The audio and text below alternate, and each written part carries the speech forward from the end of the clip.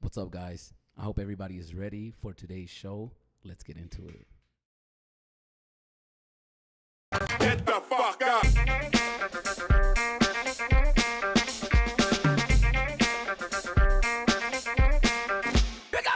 Ooh wee. How's everybody doing, guys?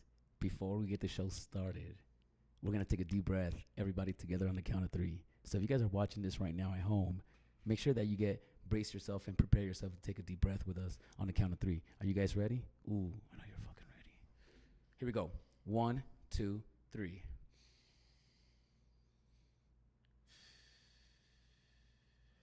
Let's be in the moment, y'all. And remember, to always have your water next to you. Make sure you talk to your water. Whenever you see your water, you be like, yo, you're so beautiful to me. And whenever you're in my mouth, you're so wet, and it makes me so happy. Wow, because when you talk to your water, it treats you right, guys. Today, we have somebody special in the building. We are going to talk about the Breaking for Gold rules and regulations, talk about the town hall meeting, and we are here with my boy, B-Boy Steve. What's up, Steve? What's up, everybody? B-Boy Steve representing Las Vegas, Super Crew, Knucklehead, Zuzu, Logic, Ninja Karaoke, and today, Spin Theory. Wait. You look familiar. Were you in the Super Bowl? No, I was at the Pro Bowl, though. Oh, the Pro Bowl. Yeah. What's the difference?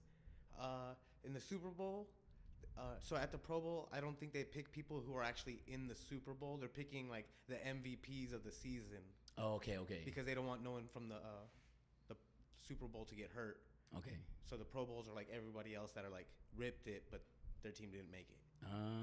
Okay. Well, if you guys didn't see the viral video, my boy was the referee in the Jabberwocky show, and he was in the beginning where they pushed the referee out, and the referee came out, did windmills, some worms. You did a bunch of shit. A back tuck. Yeah. Well, I mean, I'm grateful to have such an awesome opportunity be presented to me by some people that I know that are great friends. Dope. All right, well, that's B-Boy Steve right there. If you guys don't know me, my name is B-Boy Smurf. Guys, let's get into it. First, we're going to talk about the Instagram points breakdown for each regional championship and national championship. What does this mean? Guys, I don't know what this means, but my boy Steve is a little bit more informed on what this all means, and that's why he's here today. Ranking points by events category. And would you be able to go down? All right, well, let's pull it up real quick. Yeah, pull it up. Points breakdown for each regional championship and national championship. Ranking points by event category. Regional championships, national championships. Guys, this is official. Breaking is now official. Yeah, this is crazy. So, they have a breakdown like based on your region and your like national qualifiers that'll eventually all your points coming together will determine your ranking. So all of this is actually coming off of the Breaking for Gold USA. I don't know if you guys can see it on my phone. So everything that I'm telling you guys is like, it's official. They're posting it. This is really just our review and our take on it. But don't get it twisted. Tomorrow there is a town hall meeting. If you check out Breaking for Gold USA, on there they have the Zoom meeting that you can go on. All you need is the app Zoom on your laptop or your phone. They put the address up. It's free to join. You can check it out, and you'll get the official. But don't think it's the final because, as things move along, it will be updated and things will change in the future. You know what I mean? So with that happening, we're going to kind of give you guys a brief breakdown of the points. We good over there? Yeah, we're good. All right, tight. So there's two types of events that they're giving us rankings for currently. Okay. And so the first side is, we're going to start on the left side if you're looking at the post. Right. Is the regional championship. So it tells you what each person is getting. So based on where this event is and how many people show up, you have to at least make top 16. I think for some of the events, that'll kind of be like natural, except for maybe some of the really large events. Well, obviously, maybe have to be narrowed down to like top 32 and then top 16. You know what I mean? For the regionals. Yeah, you might have to like, I'm sure like at Philly Open, I'm sure they're going to have to pick something a little bit more than top 16. Right. I mean, they could. Right. But that's going to be really difficult, I think. I think if that was the case, then maybe you'd pick top 32 or whatever, and you at least have to get that far. Not only do you have to qualify, but you got to win a round, and now we're talking. You know what I mean? Okay. I understand that. Yeah. But this is just, speculation. I don't really know if that's what they're going to do. Okay. But I'm assuming that if there's like 80 competitors, top 16 is difficult. At Philly Open one year, there was like 100 and plus. Right. Most of the big events. Yeah, so at that level, it's like, well, what if there's 200? Are you really narrowing it down that far? Wow, that's true. Do you think there should be a limit on how many people get to enter for each event, or can there be an infinite number of competitors? Like if 500 people can show up, can 500 do the showcase? Ooh, so right now, like if you said this was like a direct thing to the Olympics, I think a lot of people would just jump immediately. But I think some people, for some reason, are still hesitant to like see what's gonna happen, and so the people that do jump on will be rewarded if you start early. And we'll talk about that later because that'll be discussed in the tiebreaker category when they talk about, well, what if these people get the same amount of points? But we'll get there in a second. Okay. So anyways, so you at least have to make top 16. So top 16, everyone in the top 16 gets 15 points. Okay, and this is throughout between now and breaking for in the Olympics. Yeah, from my understanding, these points will be accrued until there's like a national team. Okay. And then from there, that team will be developed for the Olympics. That's my understanding of what's going on. I think that for me personally, that makes the most sense. That does make the most sense. You know, Yeah. and when you see the people who are creating it, they seem pretty logical. Right. Well, what about this? I'm gonna throw a screw into the mix. Okay. What if we get a competitor that just is unbelievable a year before, and they just started breaking to where they can have the chance to accumulate these points? Are we gonna disregard them and just count them in for the next one? So I guess we can talk about the tiebreak thing now. Okay. That's kind of where we're falling in. All right. Well, we could just skip through that until we get there. If you Okay. Yeah. Okay. So anyways, after top 16, Right. if you make top 16 and we get into top 8, then they receive 20 points. On top of the 15. I believe it is on top. Okay. No. I'm sorry. It's not on top. It's not. Instead of 15 points, now you would get 20 points. Okay. Because the winner gets 35. Okay. You know what I mean? I don't think the winner's getting 15 plus 20 plus 25 plus 30 plus 35. That's just extra math, unnecessary math. Why don't you just give one guy the most? Right. So this is all speculation. Or yes. do we know for a fact? I'm pretty sure this is fact, man. Yeah. No, but I'm just saying, like, this is just 15 points. You don't get the 15 plus the 20 plus the 25. No. Okay. No. Okay. That'd be crazy. If you make it to the semis, top 4, 25 points. Right. Okay. Yeah. I see that. And then runner up, you get 30, and then winner gets 35. And runner up is second place. Yeah. Okay. Second place gets 35. Okay. Second place gets 30. Gets 30. Correct. Winner gets 35. And then okay. And then it's gonna be the points in winning nationals are just higher because they hold a higher ranking. Eventually, like, people will get bracketed into the nationals based on their points. Okay. So when people are going to the nationals, obviously, if you win nationals, you obviously score more points because you're at a higher level. And they all count for the same. There's not two different point system, like your regional points and your national points. No, there is a difference. So in regional, if you get top 16, you get 15 points. I understand that. In national, you get 20 points. Right, but so if I won a regional and a national, these both points count as one. Those points would connect. So now They'll you would connect. have, so if you won a regional and a national, right now you would have 95 points. Okay. I like that. Guys. I like that. Well, you know what that means, guys. If you guys are thinking of even competing to be a part of this, right now's the time. Yeah. Well, so this is also what's going to come into consideration. So that's just like the basic breakdown of the points. You know, nationals obviously score higher than regionals because the regional winners are going to end up in the nationals, you know, eventually to create the national team to go to the world finals. You know. Nice. Okay, this is exciting. I like how it's all. And So if you're sanctioned by breaking for gold, this is the only points that matter. Correct. If you're Okay. trying to get into the Olympics, these events that are being announced, these are the ones that you need to be doing. Do you think that the possibility of them having a wild card or the possibilities of putting in a wild card is there?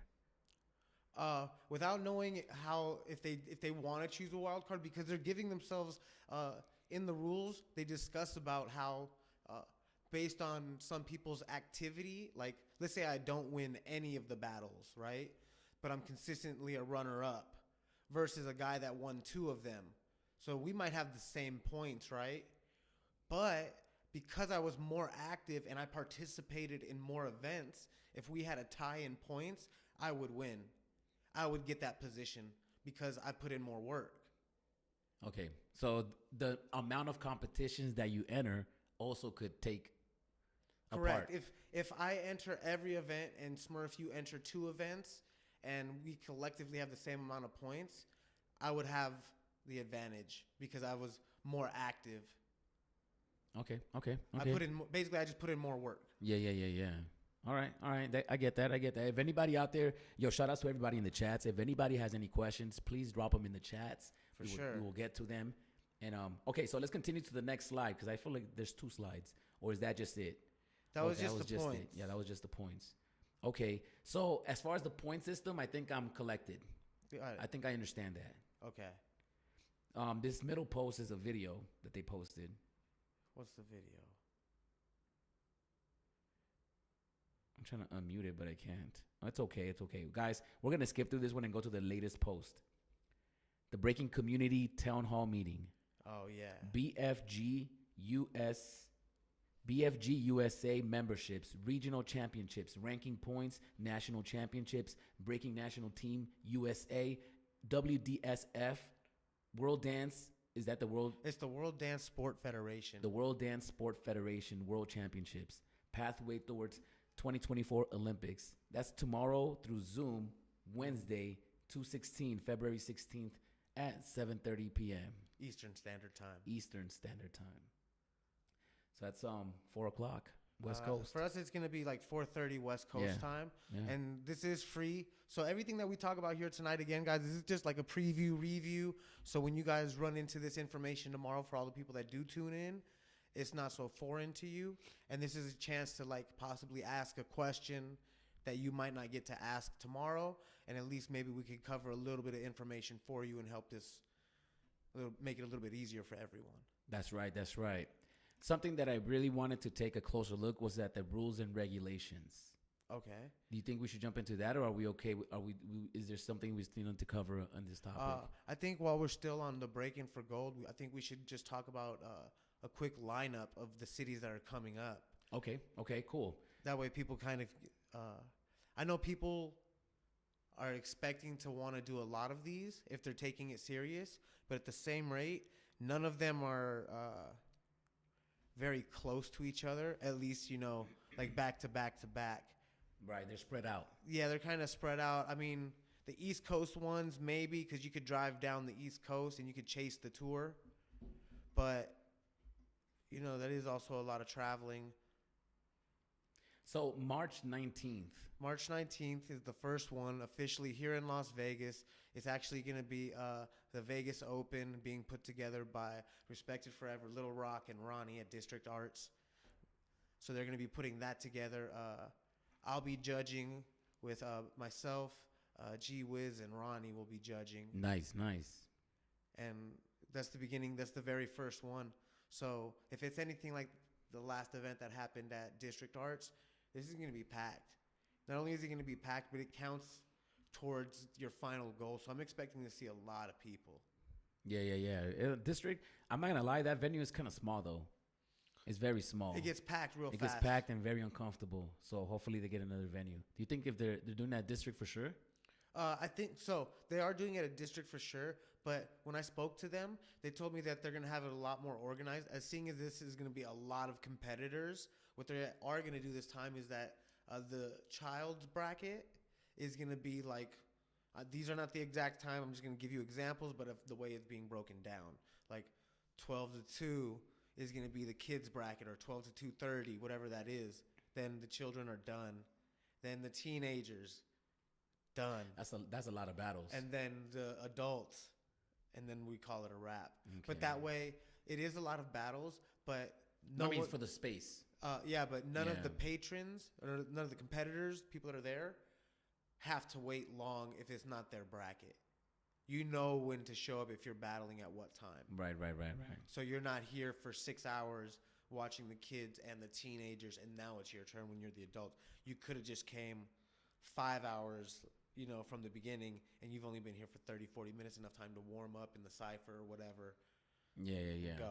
No ciphers in there. It's kind of small, but. Well, I mean, outside though, they had a cipher outside. No, but what I mean is like as there's a time schedule, a lot of people like parents when their kids are done, they're out. They're out. So that space opens up, and there's gonna be a little gap in between where it's like, all right, well, this is the adult cipher time. All right, guys, go.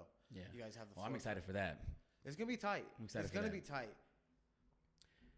March 26th through the 27th in Austin, Texas. In Austin, Texas. Texas goes hard. Texas goes hard. Do you know what event it is? Or no, I'm not sure yet. I don't know. It might be one of It could be one of Omar's events, or it could be like B-Boy City. Yeah, something like that. It's gonna be either one of. That's just off my instinct. I'm not sure 100%. And that is the weekend right after Vegas. Yeah, so that's what I mean. Is like a lot of this. If you really wanted to, you could chase the tour. Well, I mean, obviously we all see the tour right here. Right. So you can chase it if you like to, but you need a budget, or you need to know somebody that works for the airlines. Ooh. Or you reach out to sponsors. Yeah. Hey, yo, if anybody. Go ahead. If anybody out there, for the kids,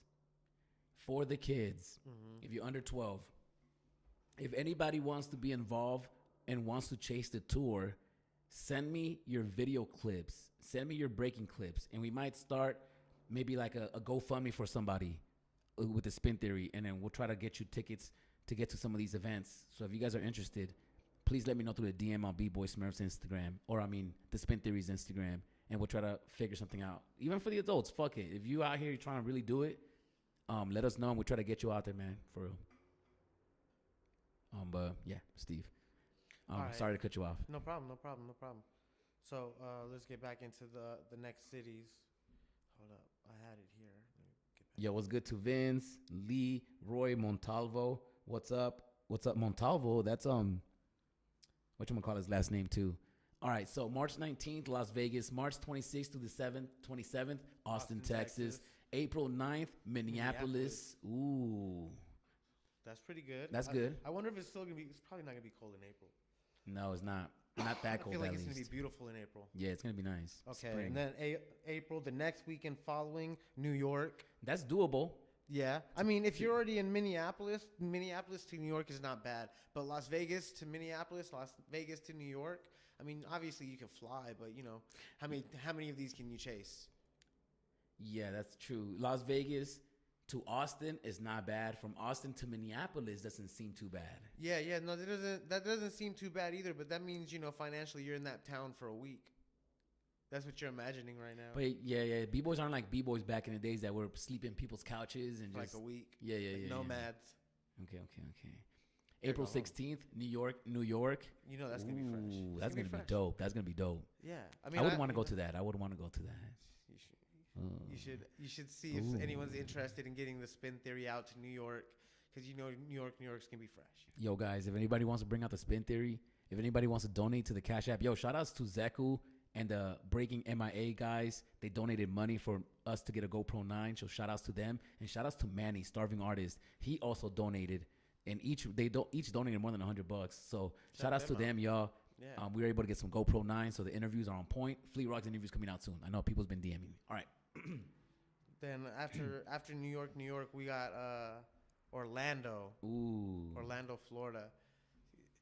You already know that's going to be a hard one. You already know that it's going to be, I mean, I don't know. I don't want to be biased, so I don't know who's going to be there. There's going to be a lot of people there. But there's going to be a lot of people. The skill set there is going to be really high at that one. It is. It's going to be a lot of hungry people. I like Florida. Florida has a good scene. Yeah, they've always had a good scene. Mm-hmm. And then right after that is coming back. Ooh, Phoenix, Arizona. Yeah. May 7th. Yeah. That's like doable. Midwest, right? That's like Midwest. I don't know if that's West. Nah. Is that West? That's not West Coast, is it? Phoenix. That's not. But that's not the Midwest. It's closer to the West Coast, I think. Should we I look at a wonder. map? Should we look at a map? I mean, Okay, I should have had a map with the red dots. Ooh, that would have been fresh. Next time, guys. If anybody wants to join the Spin Theory team, guys, hit me up with a DM. If anybody's interested in running an Instagram, I need help running an Instagram, please hit me up in a DM, yo. All right. May 7th, Phoenix, Arizona. So if you're in the West Coast, you actually have it going on. Las Vegas, Austin, and Phoenix. oh yeah, if you're in Phoenix, you got like 3 you could be able to hit quick. Yeah. You can hit Vegas, you can hit Texas, you can hit your hometown. Even Minneapolis. That's not even too far. That's not too bad. But New York is. I mean, if you're going to Minneapolis, it's the same shit. Yeah. New York might even be cheaper because there's more flights that go there. True. Ooh, I'm excited, guys. I am excited. How many people are excited for the Breaking for Gold tour dates? Do you think they're gonna add any more dates? Obviously, after this, after May. So from what I've seen, the only other event that I've seen be announced by the Pro Breaking Tour is the Philly Open is going to happen again. Ooh. And you know that's obviously really high level. So If you had a choice, all right, I like this. to go to just one of these, including the Philly Open, which one would you go to?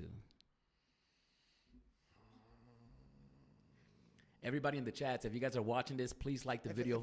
If I had to pick, including the Philly Open, it would be between Philly and Orlando. But I'm gonna go Philly. Okay. I think Philly just because it's Philly's just I think holds kind of like some kind of like credibility. I don't know if that's the right word. Philly? Yeah, the Philly Open. Like that's just like Well, that event had a lot of highlights when that came out. A yeah, lot of and highlights. I think it did a lot for a lot of people. Right. I guess what I'm getting at is it still has proof of work. It's worked. Yeah, it's worked. We've seen it. Shout out to Remind. He had a lot of highlights. A lot of people had a lot of highlights. Yeah. If you that's like back in the day, like if you made it to freestyle session. That was one of those. That was one of those. Shout out Like if you got on the not on the cover, but if you were on the highlight clip, you're like, on the trailer. Yeah. Oh. Yeah. You're killing it. Yeah. Because it could be anybody. It could be, especially if you were before 2000 or before 2004. That's ill. If you were on the boat and you made the trailer. Oh, that's official. That's highlights. That's clout. That's legit. That's a viral moment, yo. How many people made it to the boat? Yo, shout out to everybody in the chats. Please like the video right now. We got Steve in the building. Steve is helping us break down Breaking for Gold USA event schedule for 2022. So I hope everybody's enjoying it. Please like the video. Please subscribe. Don't be shy. All right. So what are we moving into next? Okay, so should we move into the rules and regulations? You want to cover some of the rules? Yeah, I just want to scan through reviews? it. I might have some questions. Who knows? Okay. You can't. It's gonna hit the mic if you put it on top of that thing. Sorry, guys. Our microphone setup right now is very delicate, so just like tapping on it hurts ears. I could tell because I'm wearing headphones. Guys, I hope everybody's enjoying this. Please like the video and subscribe. Check out B-Boy Steve Zoo. He's a referee for the Pro Bowl, and he went viral this week, man. I'm jealous. He got way more likes this week than I did. Yeah, but anyways. Breaking for Gold USA Breaking Dance Sport Rulebook. Ooh, guys, we got this from the Breaking Illuminati. Nobody's supposed to have this book. We managed to get a bootleg copy in Chinatown. Everyone can have it. Oh, we got people in here with predictions. Ooh. I didn't even see the predictions. Should we hit some predictions? I think that's where we should go real quick. Okay, let's go back. Let's go back real quick. We're going to get some predictions. I want to see some. That's a good one, right? Yeah, that's a good one. I like that. All right, so let's go back to these cities. Ooh, let's go back to the cities, guys. All right. Should we predict who's going to be there in that city also? Ooh. Because I don't think nobody... Yeah, those Monster Red Bull guys, they're going to go to all of them. Yeah, I mean, obviously, why wouldn't they? Yeah. I just think it's going to be different people. Like, it's going to be a lot of different people in different events. But there's going to be, like, the people that are trying to really make it are going to be there at all of them. There's going to be a few B-boys that literally make it to all of them. Ooh, that's going to be fresh. And most of them are obviously sponsored. Zeku's going to be in all of them. I mean, I would think that would be the plan. Yeah. That would be the plan. That would be the plan. Yeah. It's gonna be tight, man. I think there's gonna be a lot of b-boys with the same amount of points. I think. Oh, maybe not, because there's not gonna be a lot of b-boys that go to all of them. There's not gonna just be a lot of b-boys. Like, okay, when we talk about the highest level, right? We can all name our top 5 or top 3 or whatever, right? Right. But let's be real. If there's a bunch of b-boys constantly chasing the circuit, how many of them are going to consistently make it to the top 16? How many are going to make it consistently to the top 8 and top 4? A lot aren't. Oh, a lot too. All right. So March 19th in Las Vegas, Nevada. Who's winning that? Oh. Or the top 3, and then we'll pick a winner. Oh. Ooh. In Las Vegas. In Las Vegas. See, I don't know who's going to be in town. It could be anyone in town. But you have a general idea of who would come into town because of prior events. So this one's easy, as far as, maybe not. But who would win Las Vegas? Anybody in the chats? Who is winning Las Vegas on March 19th? Yeah. And are we doing adults and kids? We could just do adults. Okay. For the moment. Can I throw a name out there? Yeah, do it. Mace. Mace? Yes. I have a lot of hopes for Mace, man. I really think that he has what it takes. I think he has what it takes. I think he has a chance, but the only thing is that he's gonna have to supersede expectations, and if he doesn't, then he's gonna lose to somebody that just meets expectation without surpassing like everyone's expectations. Right. You know what I mean? Because like at the last one, Vic was there. Vic would have beat Mace at the last one. Right. But anything could happen. Anything just can like happen. what happened, Yeah, anything can happen. Just saying. Yeah. I think that maybe he doesn't have what it takes tomorrow, but I think in the next 2 years, because even in the last year, he's developed so much. Oh, well, I mean, so these are just the events that are listed for this year. That's not even considering like the events that might be next year. But if he's not consistently placing in these positions already, then next year he's really going to be far behind, and it's going to be hard to catch someone who's like, all right, I'm planning for 12 events and that's it. Right. That's it. And they're sponsored, or not sponsored, but maybe they can afford it. Maybe they're financially. I don't know. set. I got a feeling I got a feeling their family's paid because they're everywhere. I mean, consistently, they're always traveling. They're always traveling. For sure. I don't know what they do, but it's working. But I mean, the parents are with them, so obviously, unless they're living out of a van, which I know they're not. Yeah, there's something happening for them to be able to do so for this long. For sure. Because it's been like 10, 15 years where they've been traveling. For sure. So for something like this, I think that this is what he's been getting ready for. And I don't think he's ready tomorrow, but he'll be ready 2024. Unbiasedly, I think, how old is Mace right now? 18. He just turned 18. If this goes well, in 2028, he's going to be like a super duper threat. Oh, it's over. So you think 2024 is just a test run for him? I think it's a test run for everyone. And unless you're currently dominating already, it's going to be a little difficult for you because you are going to have to come from behind and win at least a couple of these. True. And these people, obviously, it's not like the elite 8 to 16 aren't going to be training also. Right.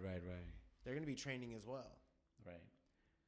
Okay, and even if they stopped, you might not be close enough to like give them a run yet. Right. And people that are dominating now, it could easily be to where they're not dominating next year, because it happens. It happens where people are dominating and they just fall off. I think when there's no goal at hand and the goal is just to dominate, then you can only dominate for as long as you desire to hunt, for those trophies or that fulfillment or whatever it does for you.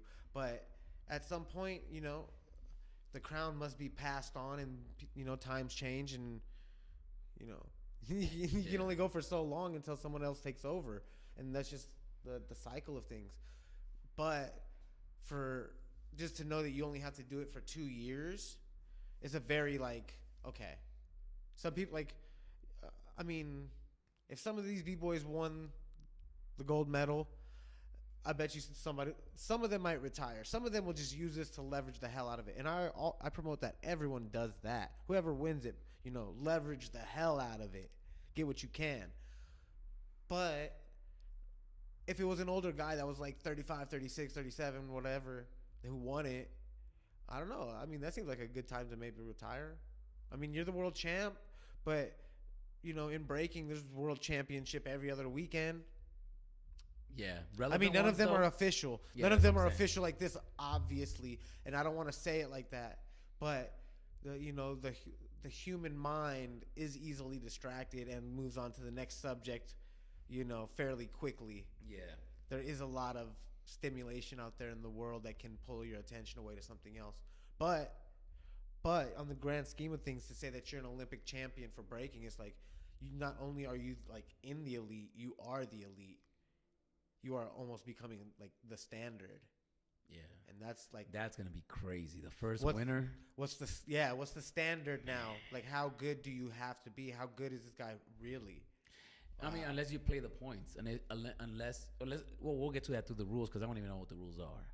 Okay. But once we get to there, we got to figure out, because there might be a way to manipulate it to where you're gonna have to be the best. Well, I mean, based on the trivium system, the system that they're going to be using, it's like it's no longer a left and a right. You're not just pointing at someone and just picking whoever you want to win. There's gonna be crossfaders, and we're gonna be making decisions in real time with these crossfaders, and you have to submit your decision at the end of each round. And as this is happening, there's gonna be like a computer system behind us tallying the crossfaders, and it's gonna give you who you choose. And it's going to be kind of obvious to see if someone's biased or not. Now, there is going to be times when maybe there's like 5 judges and one judge chose like completely off from the rest of the guys. And there will be those times where that guy, maybe he did see something that they didn't see. That's possible. Maybe he was sitting in the right spot and they didn't see that thread, or they didn't see that burn because they're sitting behind him, or whatever it may be. Or is that his friend? And he's just being hella biased, on one of the categories. Yeah. And that'll be very apparent when you can see someone score the way they, ranked you. Yeah. So it's going to be easier to talk to a judge. Not only easier for you to approach a judge about what time and, like, why did you get this score, but then using common verbiage that has been agreed upon, it's going to be easy for us to explain why we chose certain things. Yeah. And at least explain to you and give you a clear answer instead of, it was raw, I was feeling the vibe. Like, that's cool, but what does that mean? Yeah. I mean, we all know, but explain it. Yeah, and you can explain it. I mean, if you know about the dance, you should be able to explain it. Yeah, but it's giving you real context. You can talk about like how their texture and the musicality was off. You can talk about how their presentation could have been better. It's not so vague. Like, oh, you wasn't that raw. Like, well, how about your stage presentation could have used more expression right here at this part of the music versus what they did. That makes a little more sense. That's a little bit easier to understand. And I think most people do talk like that, though. I think most people just give you vague answers because sometimes it's such a... I think people give you vague answers because sometimes people are still just being biased, or they have their own biases that they like to follow. Yeah. Everyone's got like historical bias. Like, oh, I've seen this guy rip it before, so like even if he does bad right here, you're like, oh, he'll get better the next round. And people judge like that sometimes. They're like, oh, I'm just gonna give it to him anyways. Yeah, that's not cool. Yeah, true. I know that there's judges that will just choose something and not care just because it's not that important to them. Like something like this is important, and I think that judges will expect to be questioned and to be able to explain themselves. And I think we're heading towards a good direction. I think we're heading towards a good direction. I think we're in a great direction. I think it's I don't know. I think for me personally, I've told as many people as I can as the first event coming up, I'm gonna be as like bias free as I possibly can be, as much as I possibly can, and I want everyone to know that it's fair for everyone. That's it. I'm picking Benji every round, straight up. If Benji is losing, I'm battling the judges also. Oh man, that's hilarious. Yo, so let's go through this dance sport rule book. Breaking for Gold USA. Okay. We're gonna run through this real quick just to check it out. Yeah. You know, give them a little sneak peek. Breaking for Gold USA dance sport rule book. We're not gonna run through the whole book because we don't have all night, guys. We got stuff to do. We gotta have dinner. We're gonna watch a movie. We're basically having a date. Don't be jealous, guys. Please don't be jealous.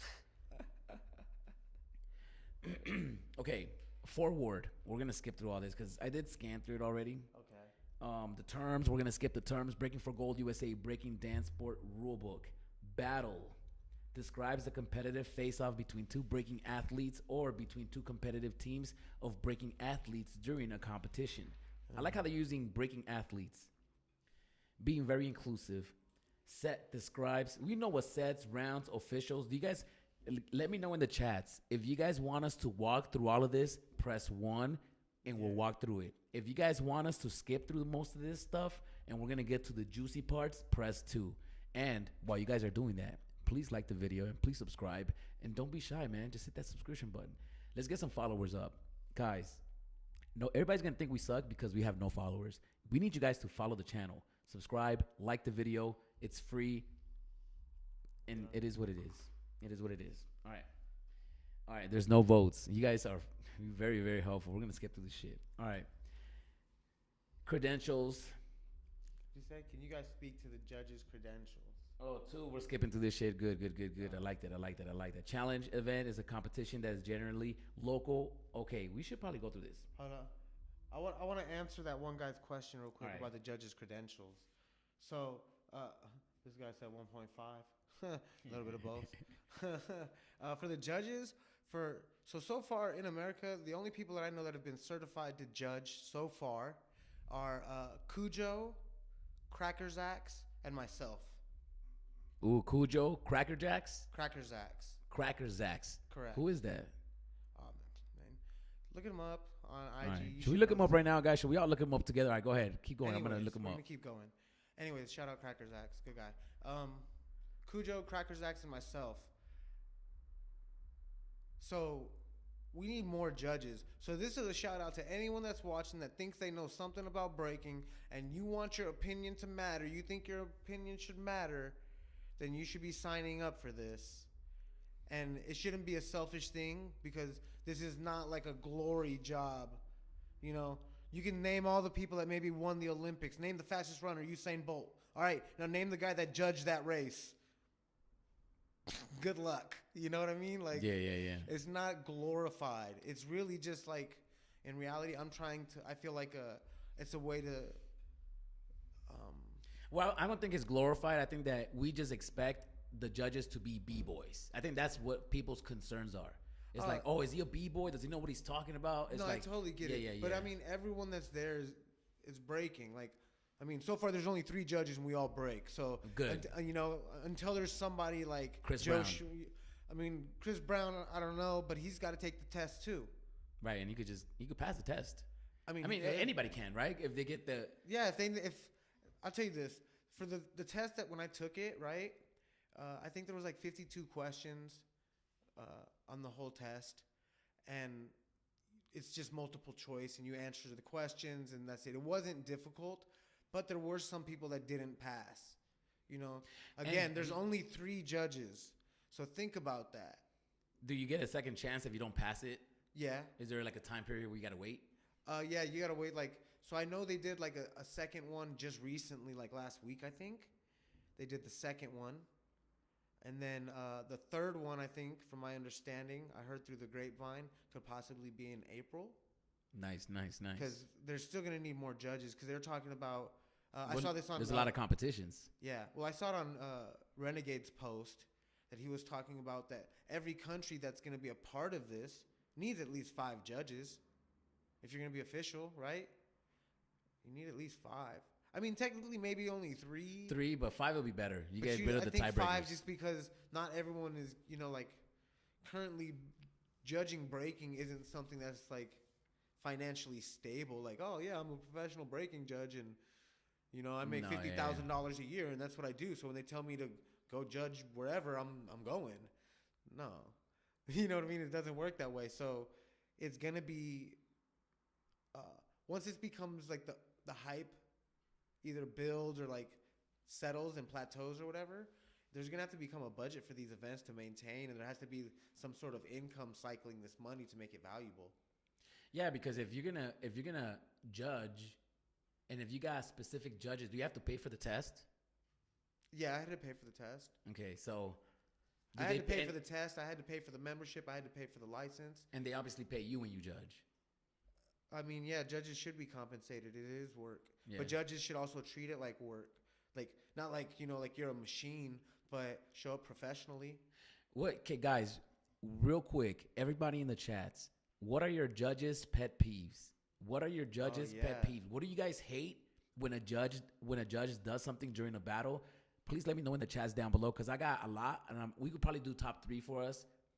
I got 3 off the top of the head. You got 3 pet peeves already. I got like 10. Nice. And I like that. I like guys, that. I like that. I am very self-conscious. Go ahead. Not self-conscious, but self-aware. Let me hear your top 3. To not do these while I'm judging. Okay.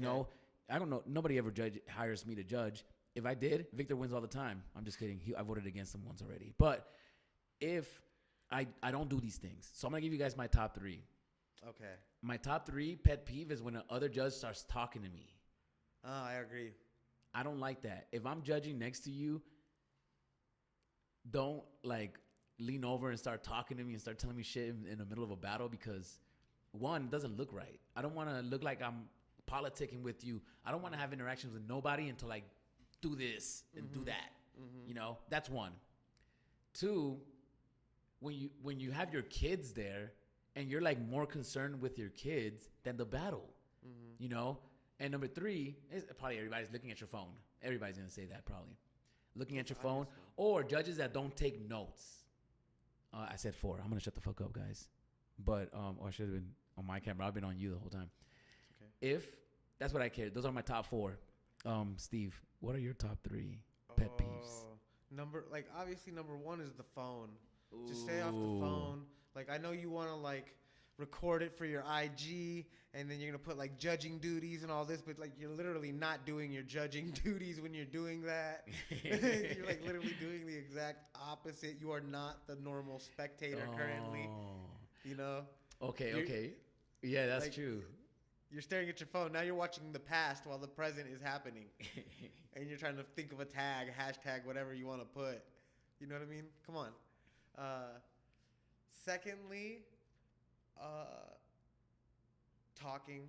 I think talking is you're there for, like, just make your own decision. If you can't stand by your own decision, then you shouldn't be judging. Your opinion is obviously questionable. Yeah. If you can't stand by what you're saying, or at least explain clearly why you think someone won or lost, where we can both understand, not only as like hip hop, but like just man to man, man to woman, man to child. Like, I can explain this to you. Right. We can all understand. You have to be able to explain it. Yeah, and I think this is going to be what helps, because the words are written down right here. In reality, as these become more and more common and people start playing by these rules, the words, when people explain it to you, are going to sound like the rule book. You know what I mean? You're going to eventually sound like a bunch of break-in lawyers.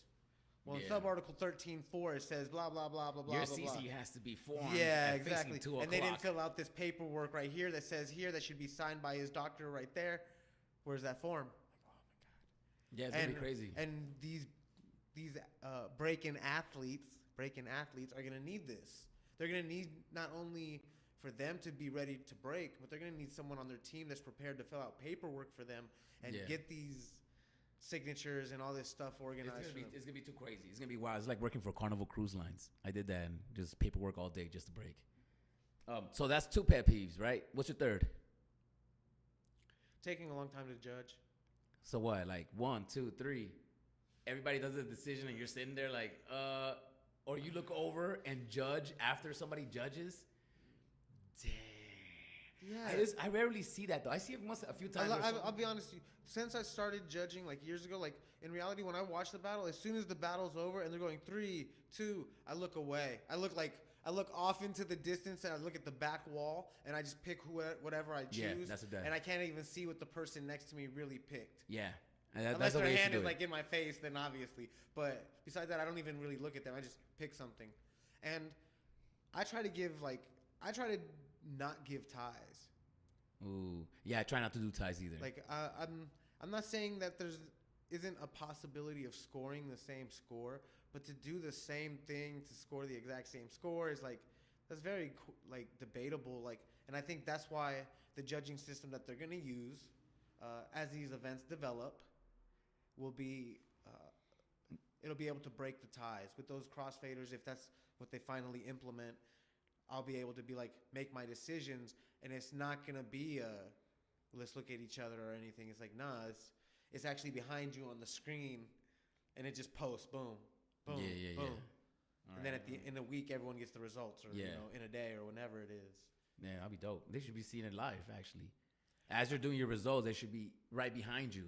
I think they should just show the final result for that moment. And I think that something that I don't like is when there's a final battle and they take a break before announcing the winner. I really feel like announcing the winner on the spot would seem less biased because you can always go to the back and just switch it up or have huddle with everybody. I'm like, yo, but I think they won. Like, I don't like that wiggle room. I understand that. And I think that's what I mean. It's like taking a long time to make a decision. As time passes, memories either grow stronger or weaker, and eventually you're not comparing. Sometimes you're not comparing direct comparisons. You're comparing impact. How much impact did something have in your memory?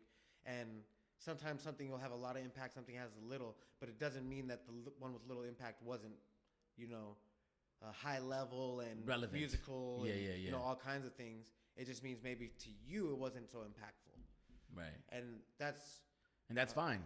That's why we have 5 judges with different tastes. Yeah, but I think that's why a decision shouldn't take a long time, or at least the decision, even if they take a long time to make the decision. The vote should be made, or at least the presentation. Like if they wait 10 minutes, 15 minutes to present the winner, that's fine. But the decision should be made. So how would you make the decision on the spot? Would you have to write it down and put it in a hat and that's it? Because it has to be done in front of everybody. I feel like I feel like so.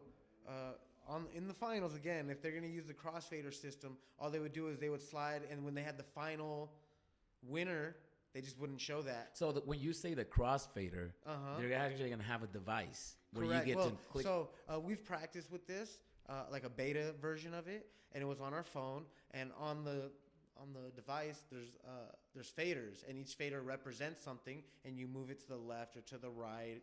And at the end of that round, you press submit, and then it puts everyone's score up. So this is happening while the battle is happening. You have to look down and do these things. Well, because I'll sometimes, tell you this: when you play a video game, do you look down at the controller? Oh, so while it's happening, you're making your choices. So it's like a yeah. So eventually, like when you play with it enough, it's like playing a video game. But I mean, if it's on your phone, you have to look down to see what you're doing. It's not like a button that sticks out that you could just feel it. Oh, I understand that, but still, I think they're gonna give us iPads. I'm hoping for iPads. Even iPads, though, there's still that moment of looking down and make sure. I disagree. I think that I like video games, and I think honestly, I can, even when I'm looking directly at you, I can kind of see this in my peripheral and know that what's fate. Eventually, you won't have. It's not as easier as a video game though with the buttons. Correct. But I think through practice and through usage, and once the actual final app comes out, this is going to be easier for you to move. You're just going to move a little.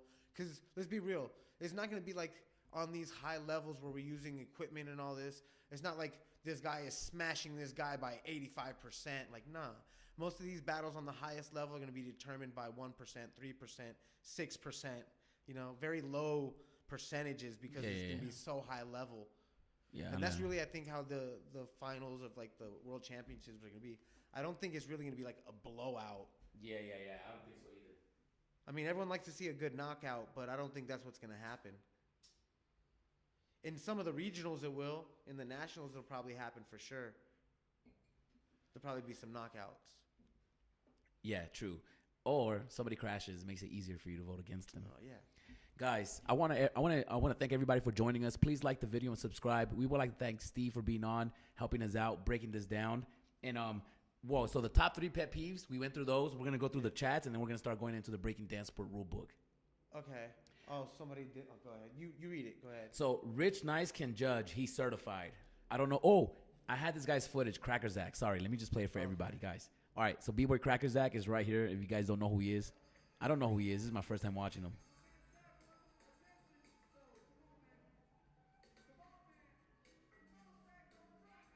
Okay, this is a Violent Toenails Presents and Earth VT Productions featuring.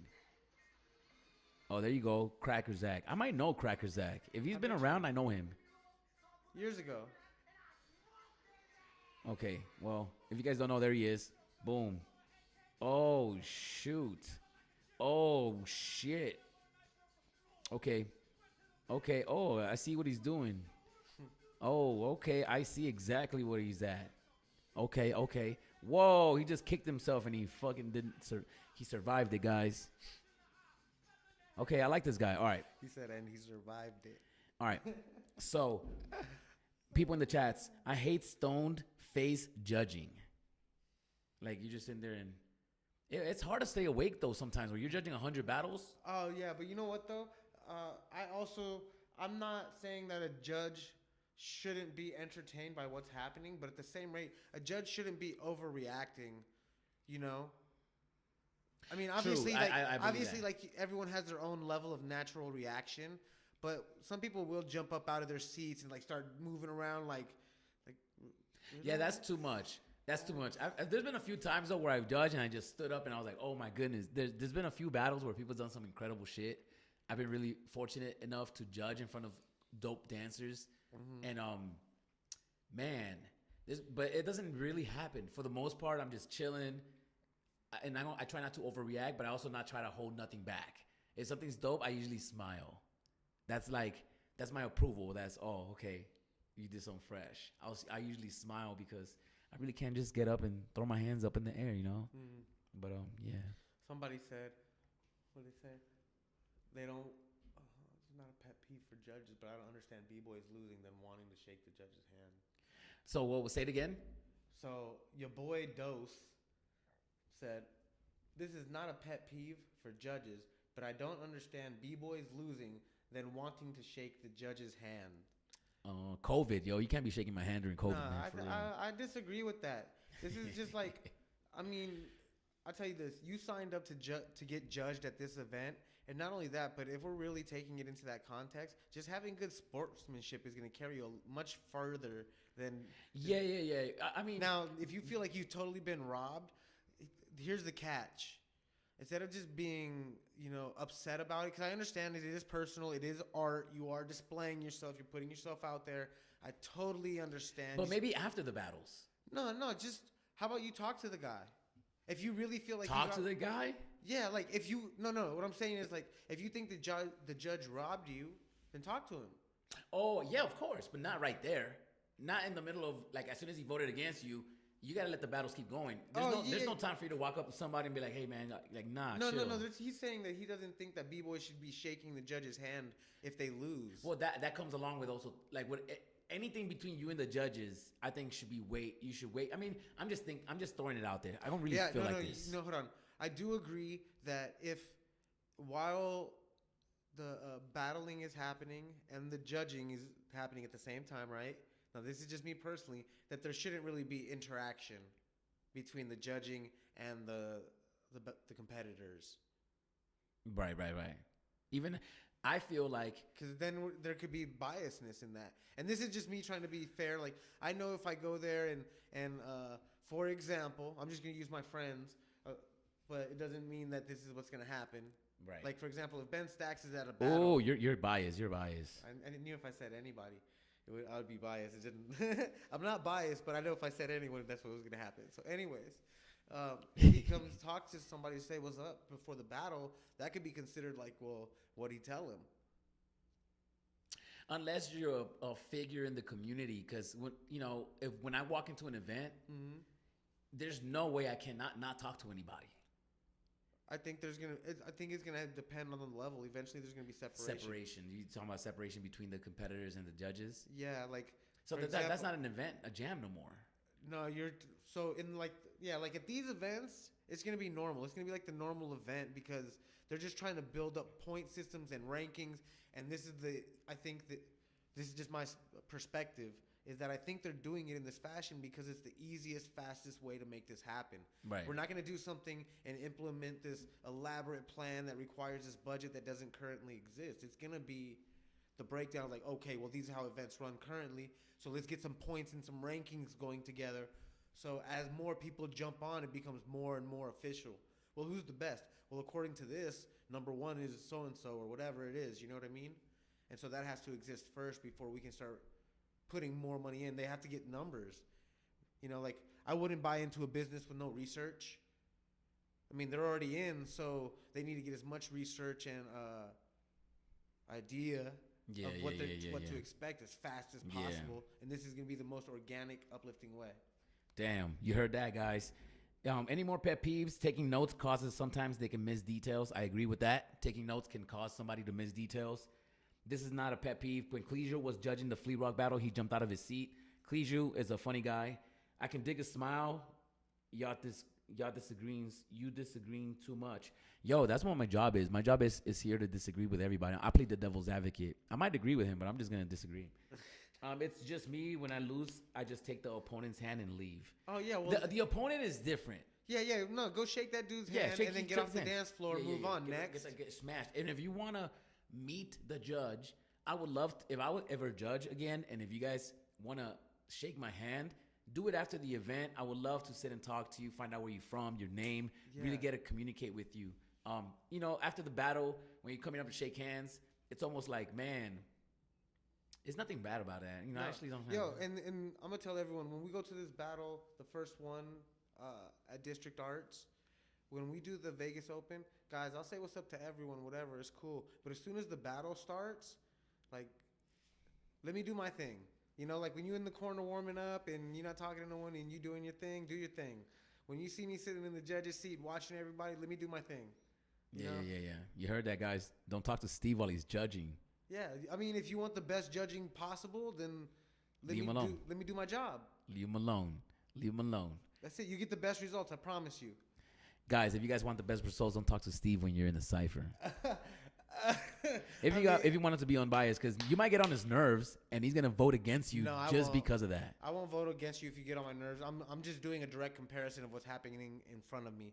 So whether you bother me or not, has no reflection on your score, unless the thing that bothers me is that you just keep crashing and you're whack. Oh, that'd be horrible. All right, so we're gonna jump into these breaking rules. Because we don't have too much time, but we got enough time. We hang out with her. How you feeling, Steve? How you feeling? I'm feeling good, man. Okay, I'm excited just to have some people in here. Yo, shout out everyone that's tuned in.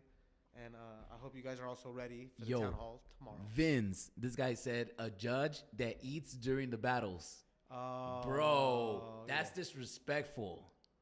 Yeah, we're not watching a movie. We're not watching YouTube. You should be present. Yeah. You're not at home. You should have eaten before the jam. Correct. Eat afterwards. Correct. Nobody wants to see you. And if I'm eating while I'm judging, I definitely don't want to shake your hands, bro. Oh, definitely. But I do have an exception. I think that if you're judging, like, because I've heard of people judging events like in China, like 8 hours straight of judging, you know.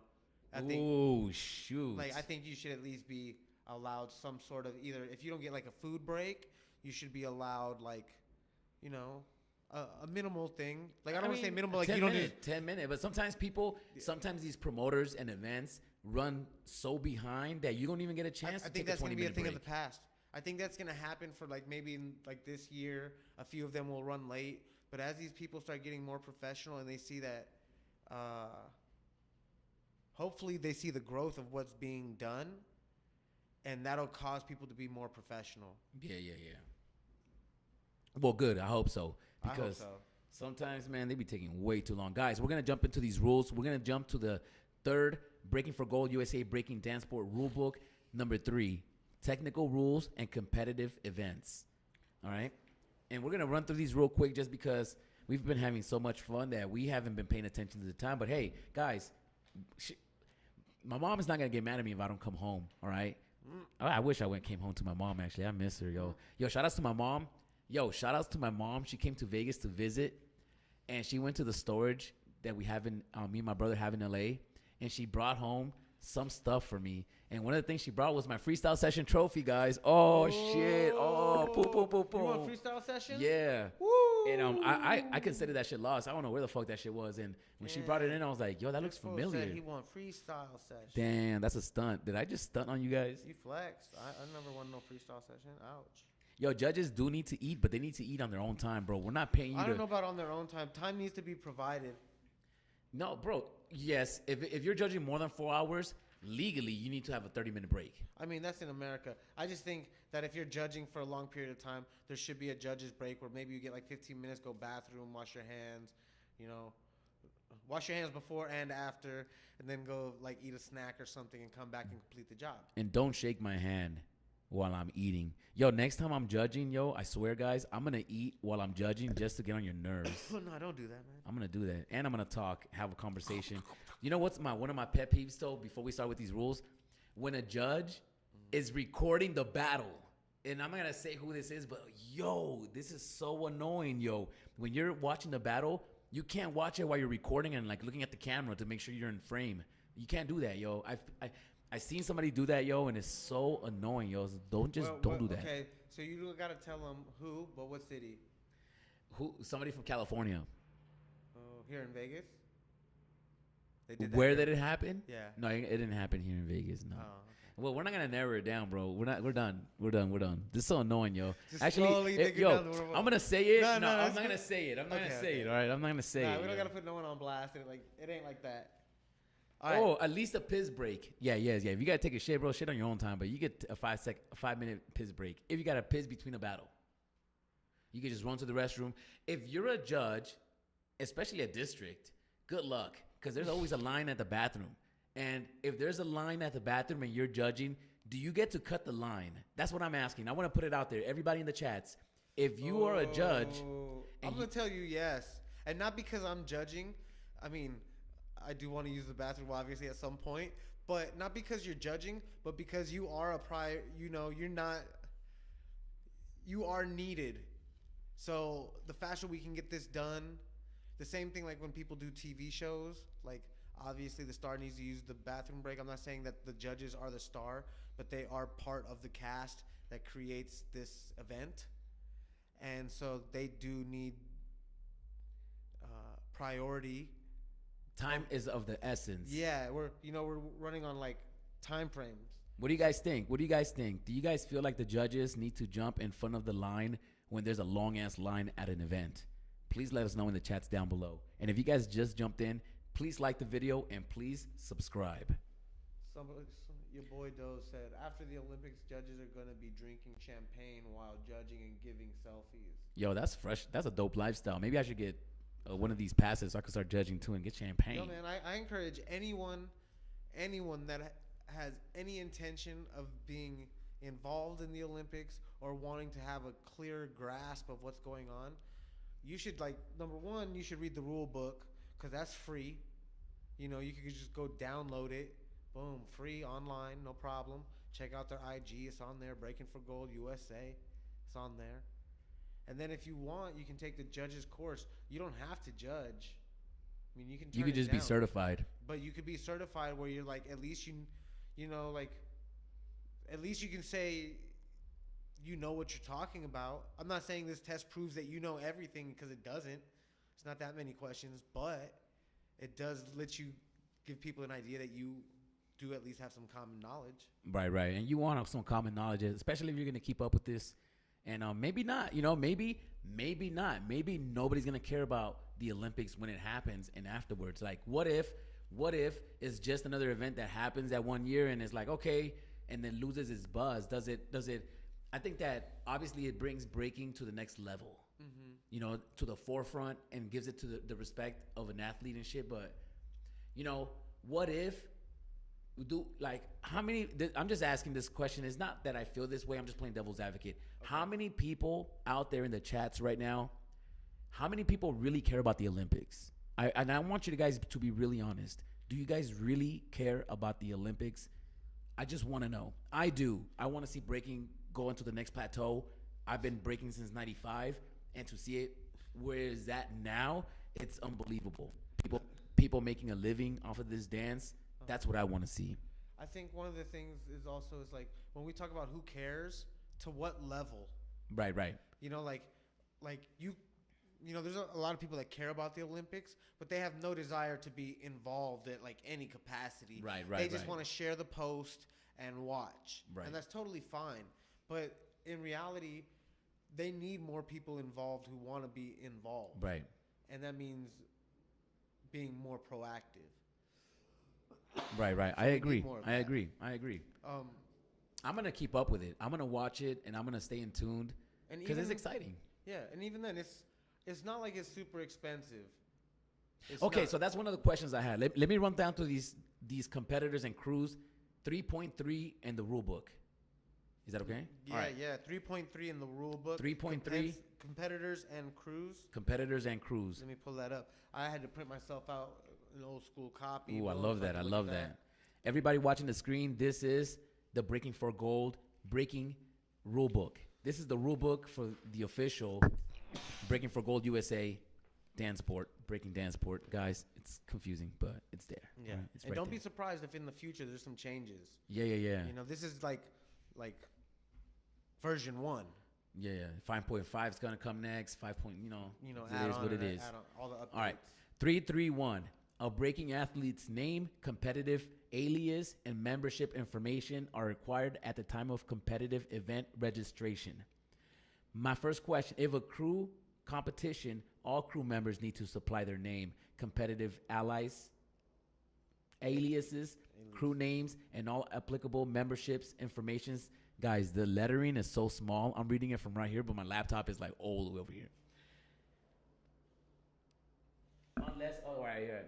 If a crew competition, all crew members need to supply their name, competitive aliases, crew names, and all applicable membership informations at the time of competitive event registration. They're just saying sign up Ahead of on time, time. be registered. Does Yes. it cost to register as a competitor? Do you have to pay? Correct. Okay. You do. Do you know There's how a much? fee.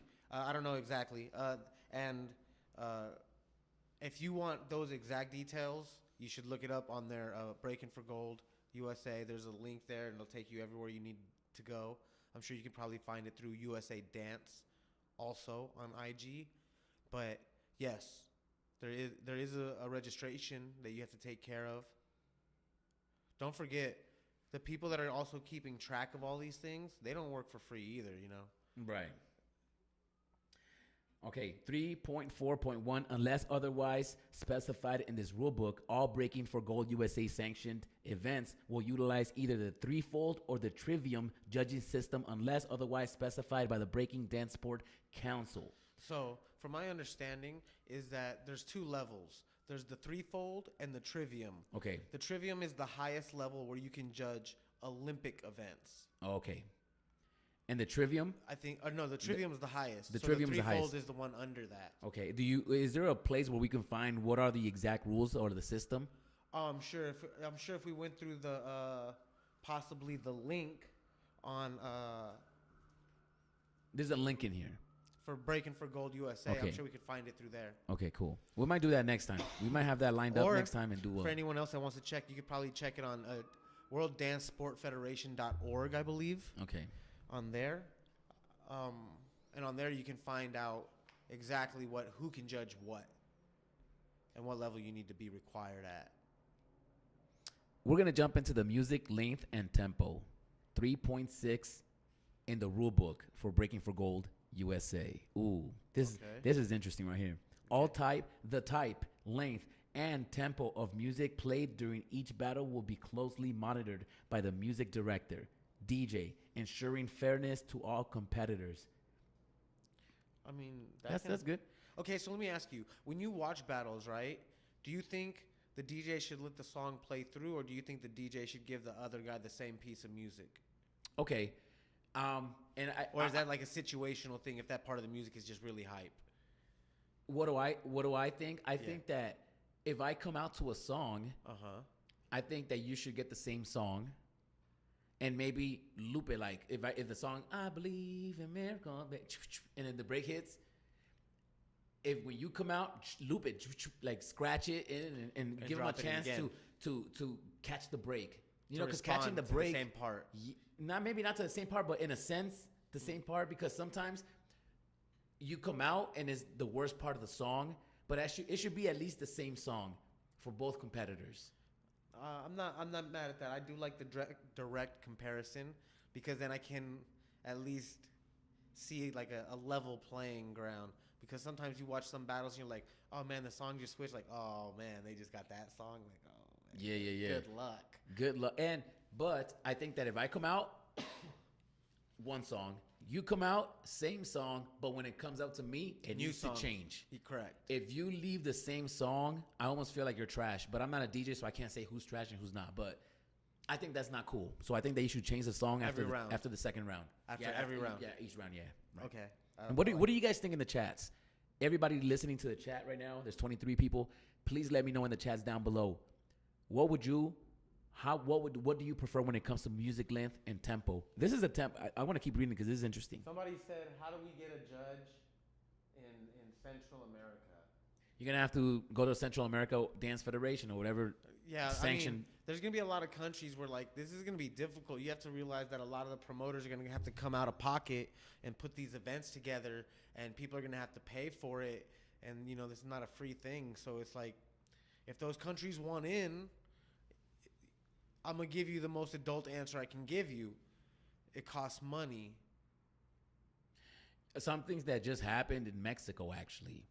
And a b-boy in Mexico reached out and was talking about how corrupted the system was for them already. And hold on, the government system or the breaking system? Both. Because the government is a part of how the dance, their dance federation is ran by their government.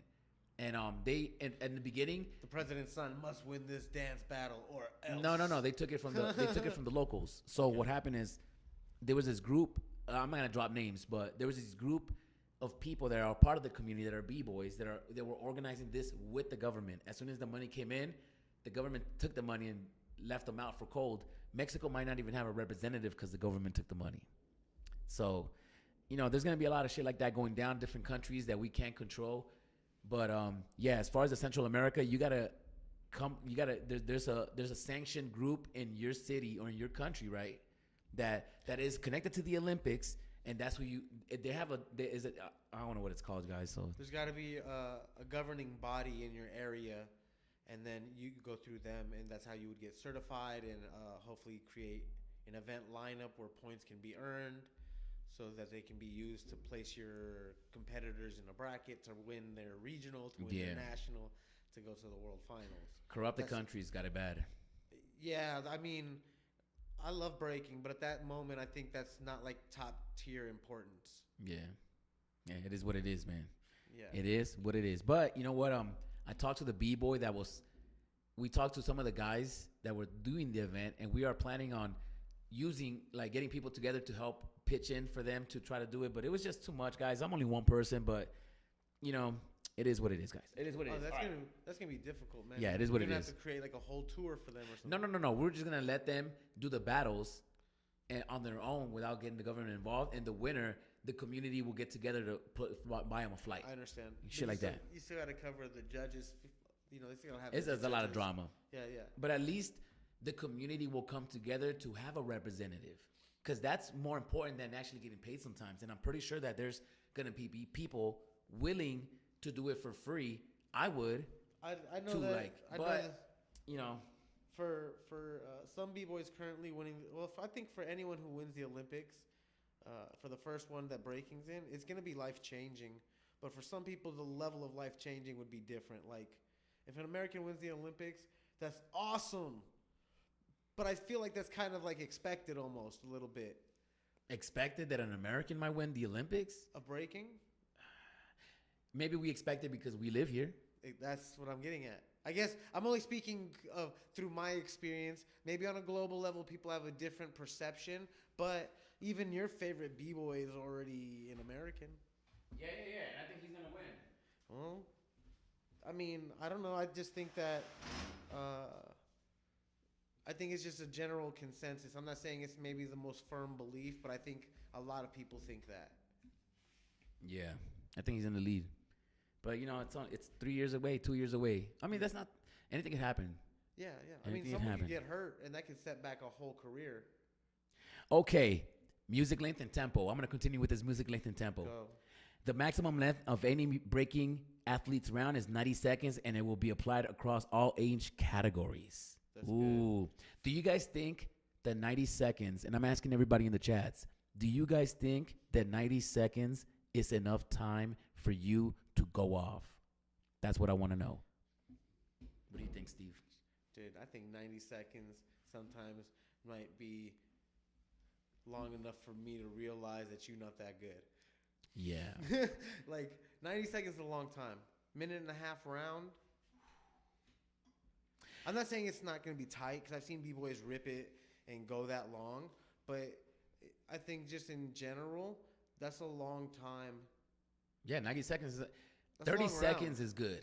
I think the average round competitively is probably between like 35 and 45 seconds. Right. I do miss. A minute's long. I miss the days when B-boys stood on top and just took their time. That would really stretch it out. And that would...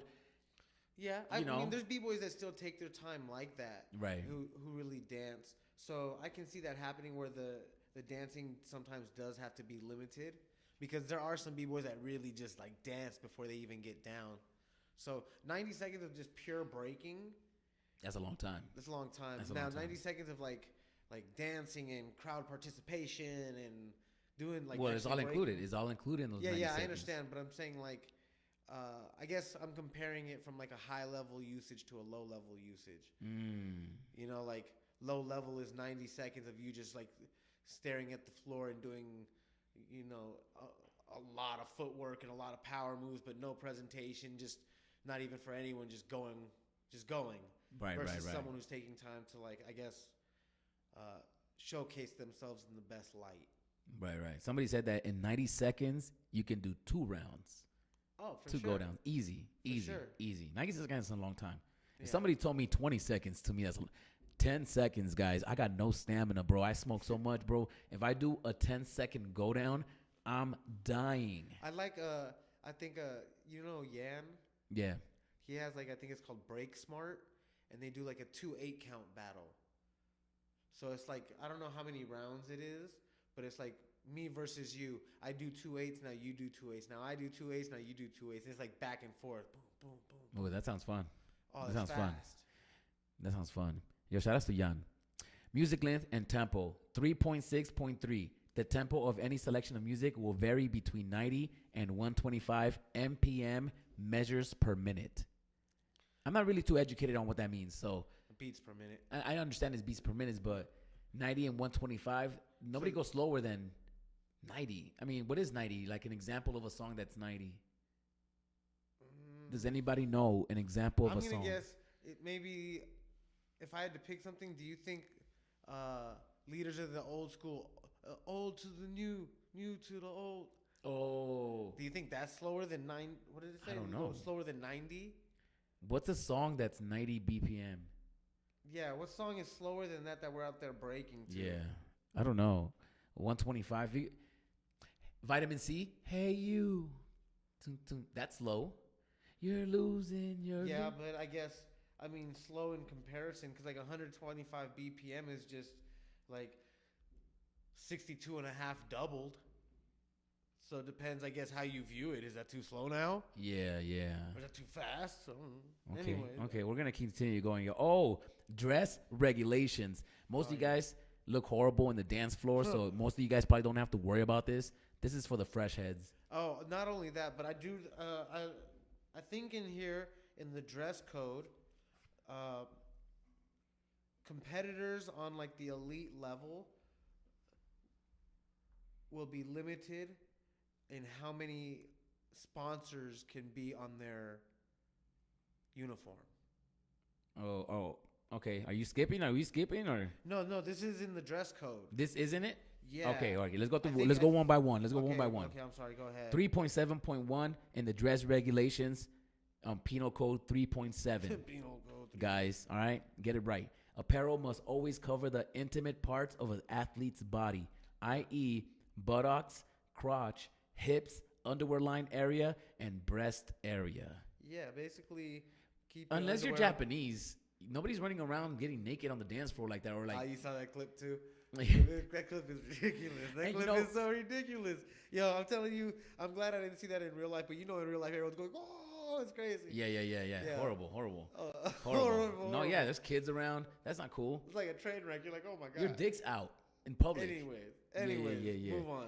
And yo, shout outs to the women in the community too, because we don't really like. There's not really nobody like doing stuff like that, like inappropriate stuff, like showing too much. Yeah.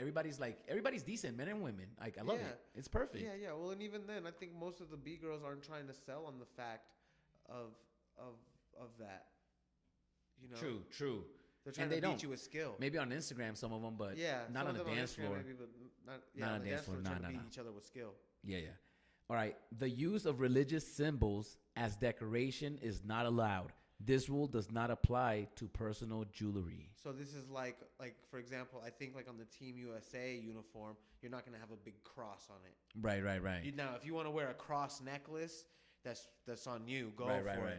But it's not like, you're representing your nation at that moment, So I think that's different than what other people want to express. But they're free to express themselves through their own jewelry to an extent, because I'm sure some people could take anything. D-Tex, the hanging cross in his ear. I mean, it depends. Is it like this big and it's like swinging around? It's personal jewelry though, so according to the handbook, that's acceptable. I guess it would be. I guess you know what? Everything at this moment is susceptible. Everything so far is susceptible to interpretation. Because what if he did show up with this huge cross? Like he had his earrings, but what if you're sponsored by a church? I don't know. That's something like that. I mean, but I do. You don't want people. You want to look like the Knights of Templar in the final battle, guys. So don't wear a cross on your shirt or a Nazi symbol or anything crazy like that. Yeah, don't. But those are obviouses, though. Not the cross one. You could have a Christian b-boy. Yeah, but the Nazi logo, no one's gonna have that. If you're a Buddha, that means something else. And I think if it's turned the other way. That's what I'm saying. But my mom, she's not gonna know the difference. Yeah, she looks at that shit and be like, "Yo, that's Nazi shit." I understand. All right. So guys, as far as the clothes goes, that's it. Advertising by up to 4 sponsors is allowed on a breaking athlete's competition attire. Ooh. Where does it say that right there? 3.7.3. 3.7. Hold on. 3.7. Yeah, see, that's what I told you. So it's like, so you have to take that into consideration also. Like, okay, when we talk about the elites, right? Yeah. Like, okay, well, let's say they have their energy drink, right? Okay. I'm just going to use Zeku as an example. So, Monster, breaking MIA, the workout piece of equipment that he's got. I don't know what it's called. Yeah. You know what I'm talking about, though. Yeah. And then you got one more spot. Or... Red... No, not Red Bull. There's Monster, right? Yeah, or Monster Beatbox. Gatorade or something crazy. Whatever. Yeah, whatever it could be. Okay, so are those the 4, or like your sponsor's taking all 4 and you're just your brand and that's it? You're exclusive? Or the brand of the event. What if they want to? I don't think that's not going to be chosen because it's already going to be, the branding for the event is going to be probably on your chest with the Olympic logo, and your thing will probably be relative to the flag. Yo, imagine getting a hold of one of those t-shirts. Oh, the jacket. Can you imagine having the official jacket? Yo. The official Olympic uniform of your country? I'm going to bootleg some of that Olympics, shit. I want one of those for sure. I'm going to wear it once. I'm going to sign it. I'm nobody, but I'm going to sign it anyways. I'm going to bootleg somebody's signature. I'm going to frame it. I'm a fraudulent guy. I'm going to bootleg Victor's signature on an American team jacket. I'm going to ask as many people as I can find there to sign it. Yo, I got a Rebel hat with Victor's name on it, so autograph. So let me know if you guys want to buy that. I'll take NFTs. I'll take some NFTs too. I'll take VV. If you guys are on VV, please, we're taking donations right now. If you guys want to donate. NFTs and OMI. Yeah. All right, guys, let's continue this. Dress regulations. So I think we're good as far as the breaking regulations go. Yeah, just don't dress terrible and realize that the amount of sponsors you can have is limited to 4. Ooh. You know, besides That's good. That, 4's yeah, good. Besides that, dress respectfully. Oh, Adidas or Reebok, because you know something's gonna happen. Does that count as a logo? I mean, I would assume so. They're a sponsor, correct? They're a sponsor. All right. Breaking for Gold USA Breaking Dance Sport Rulebook. The chair of adjudicators. Wow, guys, you know that English is my second language, so please excuse me. Hold on. So where are you at? I'm trying to follow. 3.7.4. 3.7.4. Okay.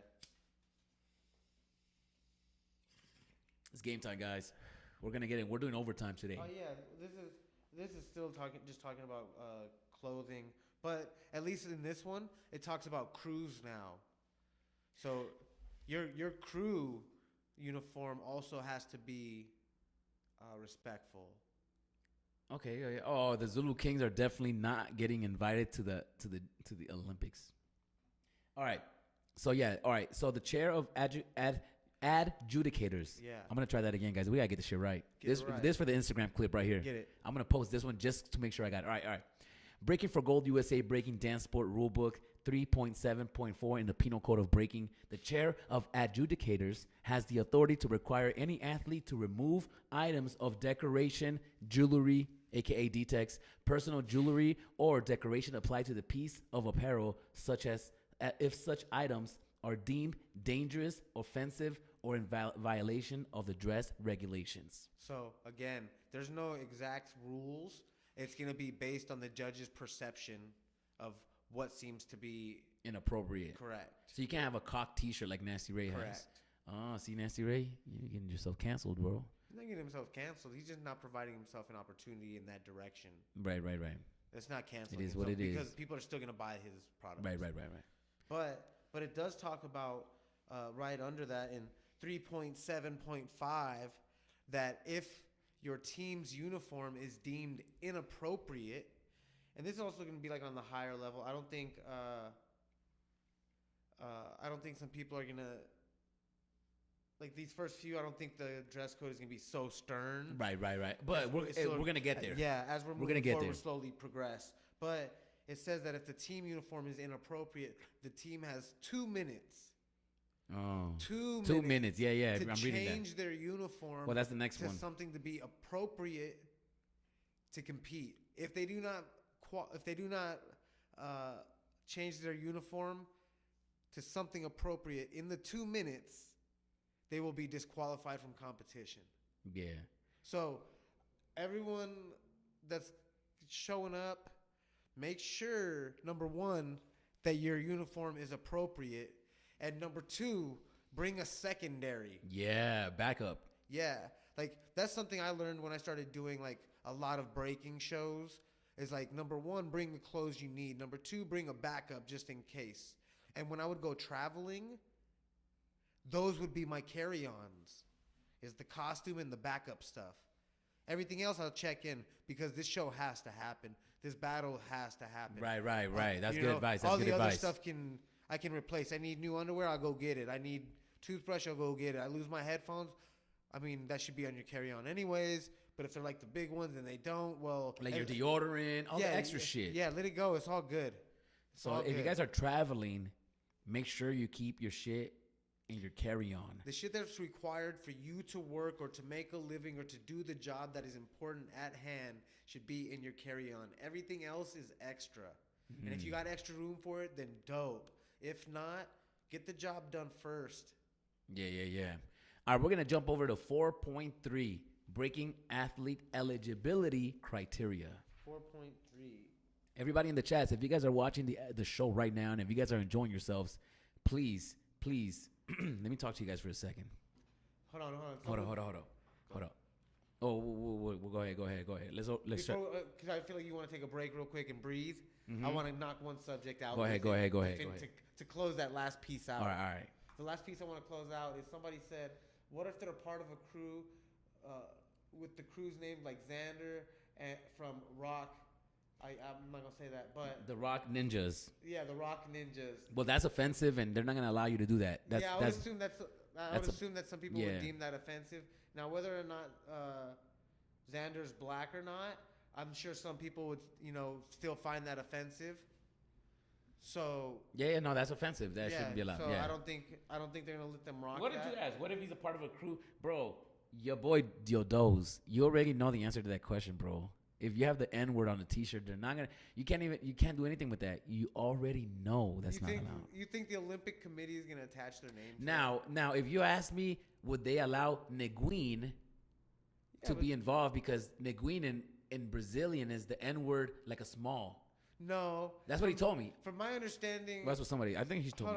Hold on. I disagree. Hold on.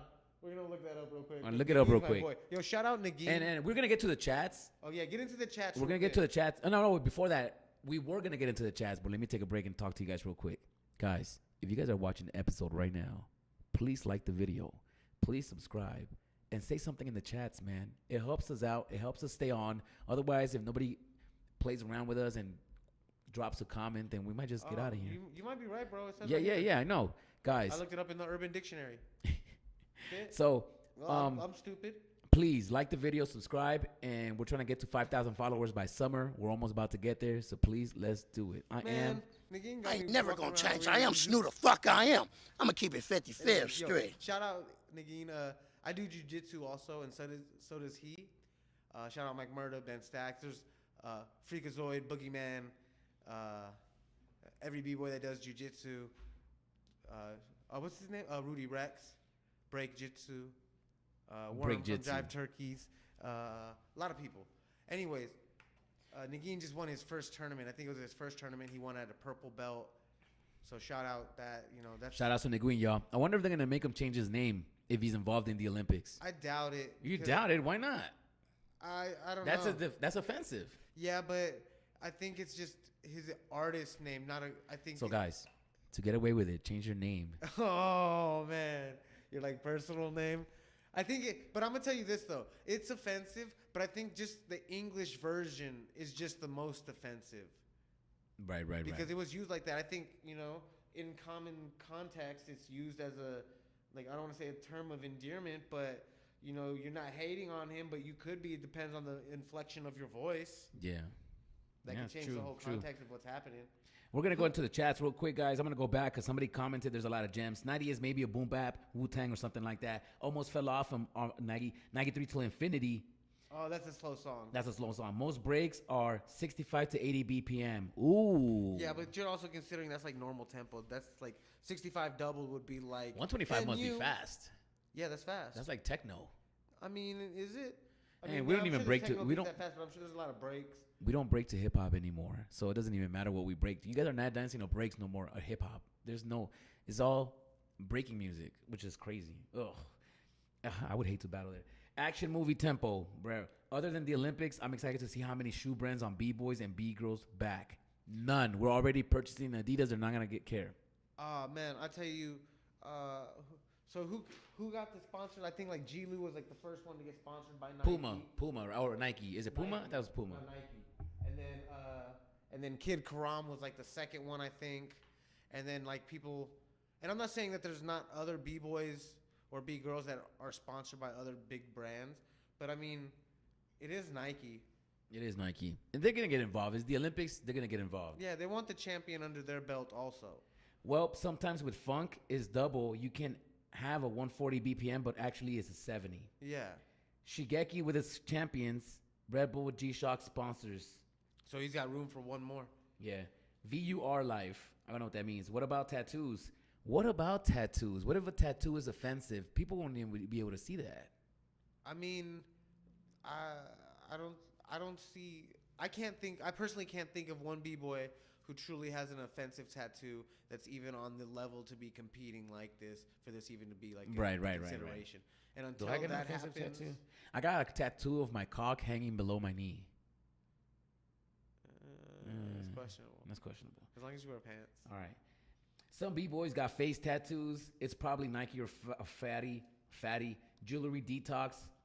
Has it said anything about burns? Ooh, we haven't gotten there yet. Templar battles. B-boy nowadays get a bunch of sponsors, so who knows? if I compete, I'm repping Vans and Spin Theory. Yo, if any B-boy is competing in the Olympics and wants a Spin Theory logo, I will pay for that, guys. Straight up. Okay. I got a question. Random question. I want to chat or I want to comment in the chat for this. This is random.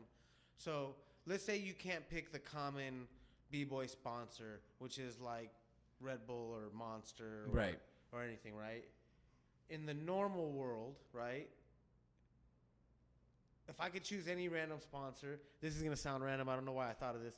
I would almost choose like, Team 7-Eleven.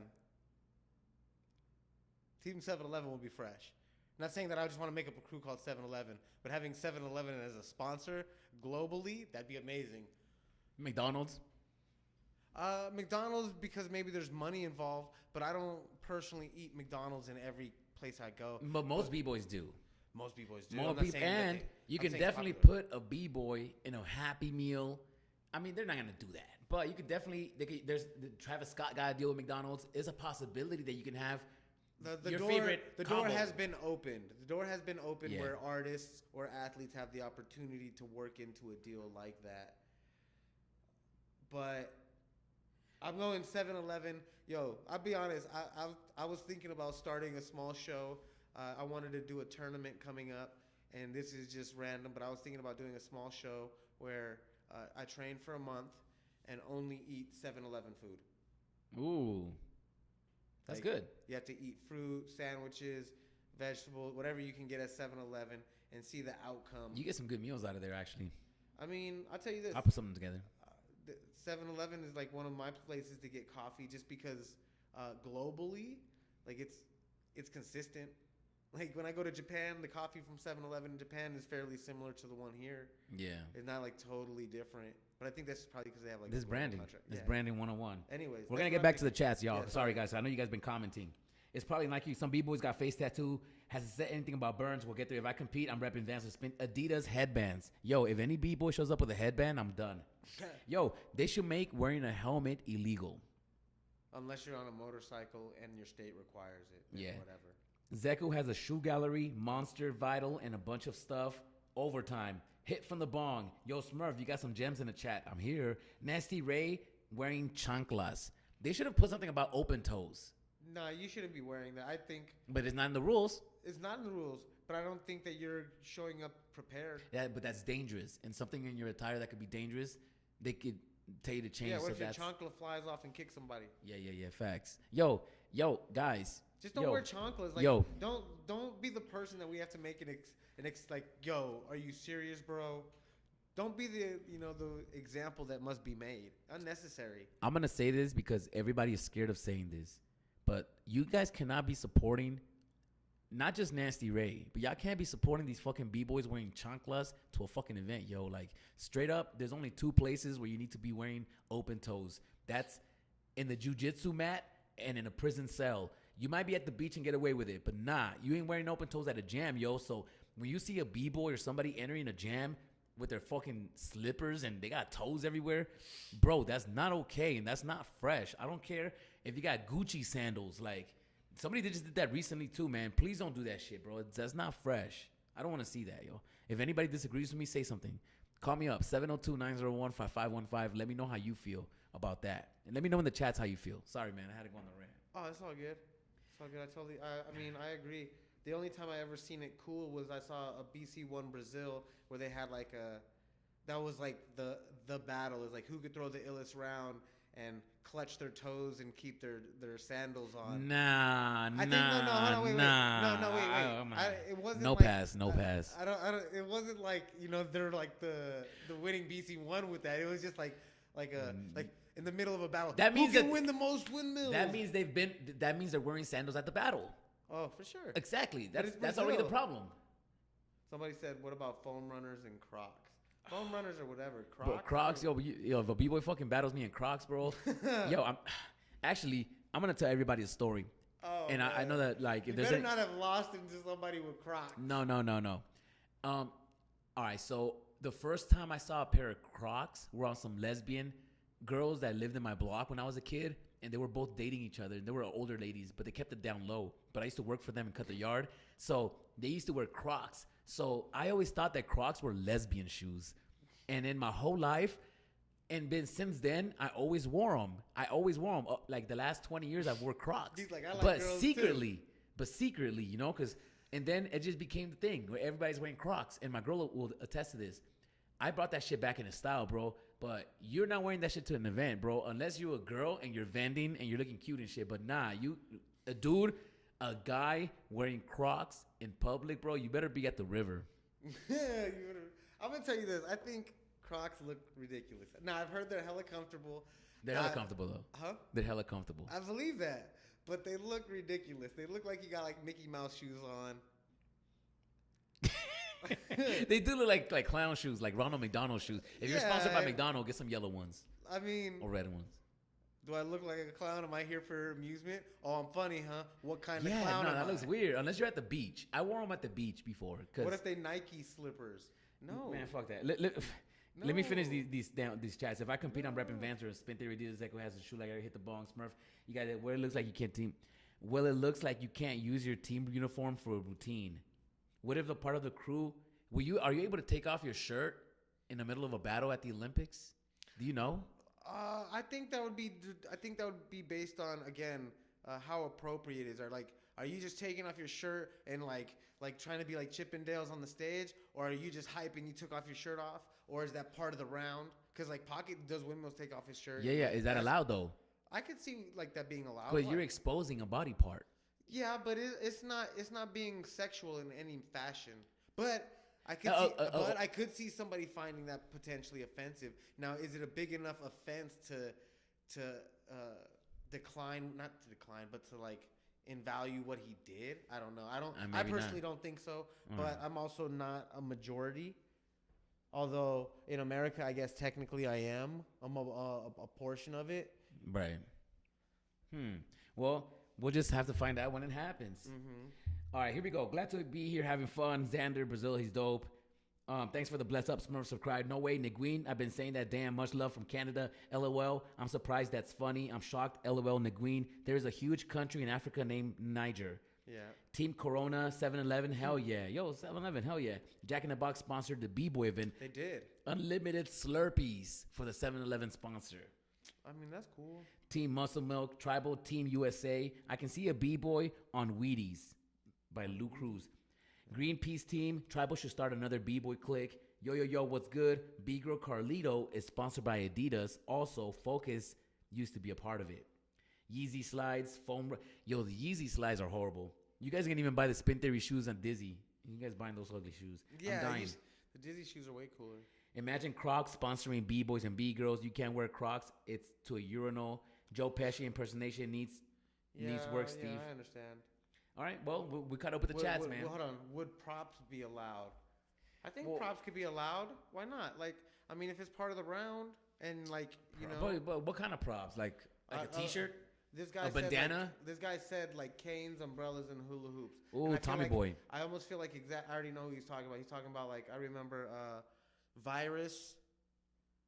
B-Boy Virus used to have like a cane trick thing, and then Aichi does like the hula hoop. That could be dangerous though. That cane, it goes flying off somewhere, or people would sit on the chair. But also, I think on this level, these people are probably it's not like just randomly grabbing a cane. It's like they probably. It's still dangerous. I don't disagree. I think this is still a gray area until proven otherwise. Okay. We're just going to run through some of these eligibilities, and we're going to have to save the rest for another show. Yeah. Guys. All right, we're going to jump to these a couple of ones. A member athlete will meet a minimum of all of the following eligibilities criteria. What number are we on? We're on 4.3.1. Okay, go. Or I'm going to just skip a little bit through that, skip a little bit through this. Breaking for gold, breaking dance sport rulebook. Doping. All athletes. Let's talk about drug testing, guys. Should we talk about the drug testing? If you guys want to talk about drug testing, press 1.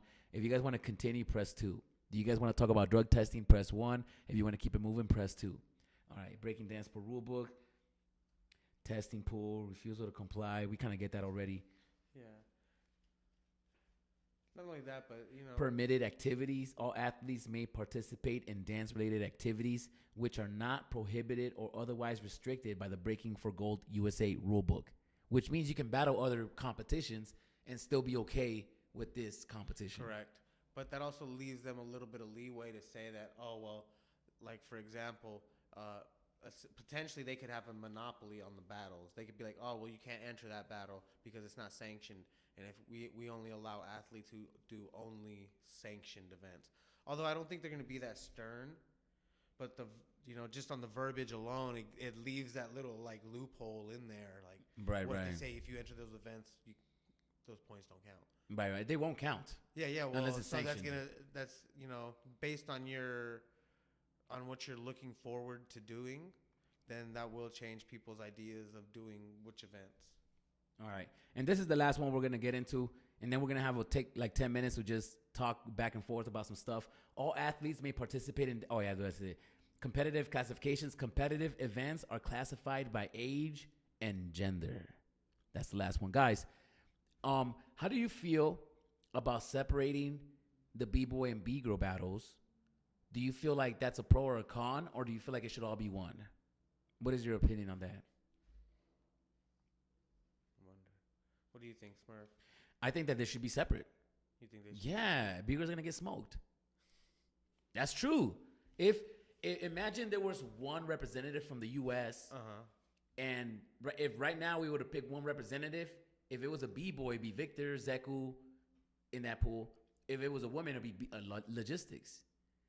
If we were to just pick one, I would want Victor there, but I just don't want one. I want a B girl also, and because I also want to represent the B girls. But if you only have one, the B girl might lose out on an opportunity, and it's gonna discourage a lot of B girls from even getting into the dance. And I think that we need to keep them separated, just because it is unfair sometimes. It is. I just don't think that many B girls can smoke B-boys. That's just what it is. Okay, so then let me ask you this. Then do you think at what level should they become separate? At all levels. I think they should still do some. If they should still be one. Do you think beginner children between the ages of like 5 and 12 should be only with? You can have kids at toddlers. But once you get to like 12-year-olds, there's a big difference. I've seen 12-year-old B-girls and 12-year-old B-boys. And there's a big difference. And if a B-girl that's 10, 11 is battling Weapon X in the first round, it's going to discourage her from entering. But if she gets to enter, if she comes to an event and she sees a racket of B-girls, that's more inviting. Yeah, I don't disagree. For the public and for the parents and for everybody involved. And in order to attract more B-girls, you need to create that pool, that ecosystem. I agree that there needs to be an ecosystem, and right. if this is primarily a male-dominated art.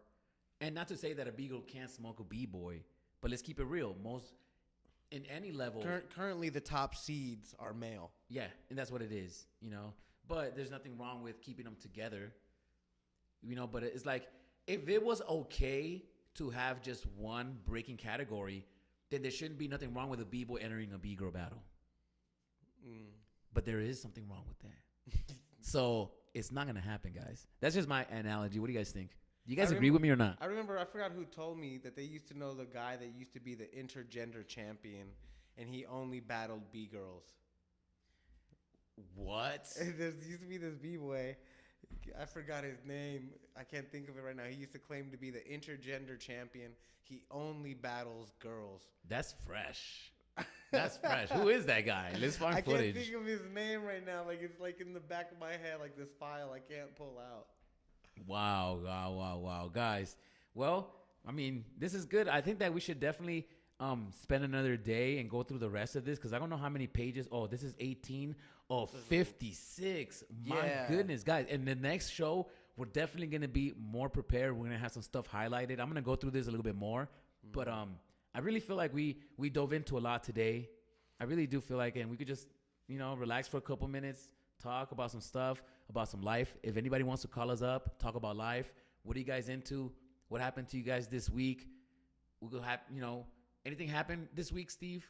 I mean, as far as for me personally, like we just getting Ninja Karaoke up and running. Zoo Logic is doing well. Investing is going good. Ooh. You know? So hold on, I think I overheard that you're part of like a b-boy investing group, right? Yes. Oh, see, at least I'm gonna tell you this. This is something that b-boys also need to be talking to each other about. Obviously, that has nothing to do with the Olympics, but just in general, we should all be investing in our futures, and not only physically but passively. Right. So let me ask you, what are your 3 biggest holds? You buy crypto? I do buy crypto. Okay. So real quick, I'm sorry guys, we changing subjects, but We're changing subject. Now this is about real life. We're gonna take some time and talk about some shit. What's your top 3 cryptos? Go. My top 3 cryptos. Go. It depends because I have different categories: long term, short term. I would think my top 3 will obviously be: I got some Bitcoin, I got some Ethereum, and I got some OMI. I also got some Anchor, which I wish I would have pulled out last month or a month ago, or like when it was at 10 cents. But those are my top 3. Ethereum, just because I do NFTs and it's all through the Ethereum blockchain. I do OMI because we're involved in VV. Steve introduced me to VV, and now we're talking about it publicly. But yeah, and Bitcoin, just because me and my girl went on some. Oh, yeah. Well, I obviously have Bitcoin, and then I have some Ethereum, but I have a bigger holding of Cardano, and then my biggest holding is OMI, and then the only NFTs I buy are VV. For everyone that's out there trying to like sell NFTs or getting into the NFT world, just check out VV. Like, to be real, it's the easiest way to buy an NFT, and they're legit, they're licensed, they're not gonna rug pull you. Disney and Marvel and Pixar and DC and General Motors are not gonna rug pull you, and these are people they all work with. So besides that, that's kind of like where I've been really. It's like I think those investments have provided me with a little bit of an opportunity to pursue some of these judging positions because they're slowly earning interest and they're slowly growing. So that little bit of money that I'm earning passively could fund this. Right. So hold on. Somebody said he's from Chicago. Someone from Chicago is the intergender champion. Maybe Jay Funky told me. Jay Funky. Ooh. Guys, who, Jay Funky? No, Jay Funky's not the intergender champion. I think Jay Funky told me about a guy that's the intergender champion. Yeah. I did have a stream about gender battles, and yo, B-girls will get smoked, y'all. Come on, let's be honest, guys. If you had like your favorite like top 3 B-boys and top 3 B-boys, the B-boys are gonna smoke the B-girls, except AT and Beta. If AT, Beta were in one crew, they can smoke the world. But I think that's where it ends, right? Your top 3 favorite B-girls of all time that you think got it like that could really smash. Currently? Yes.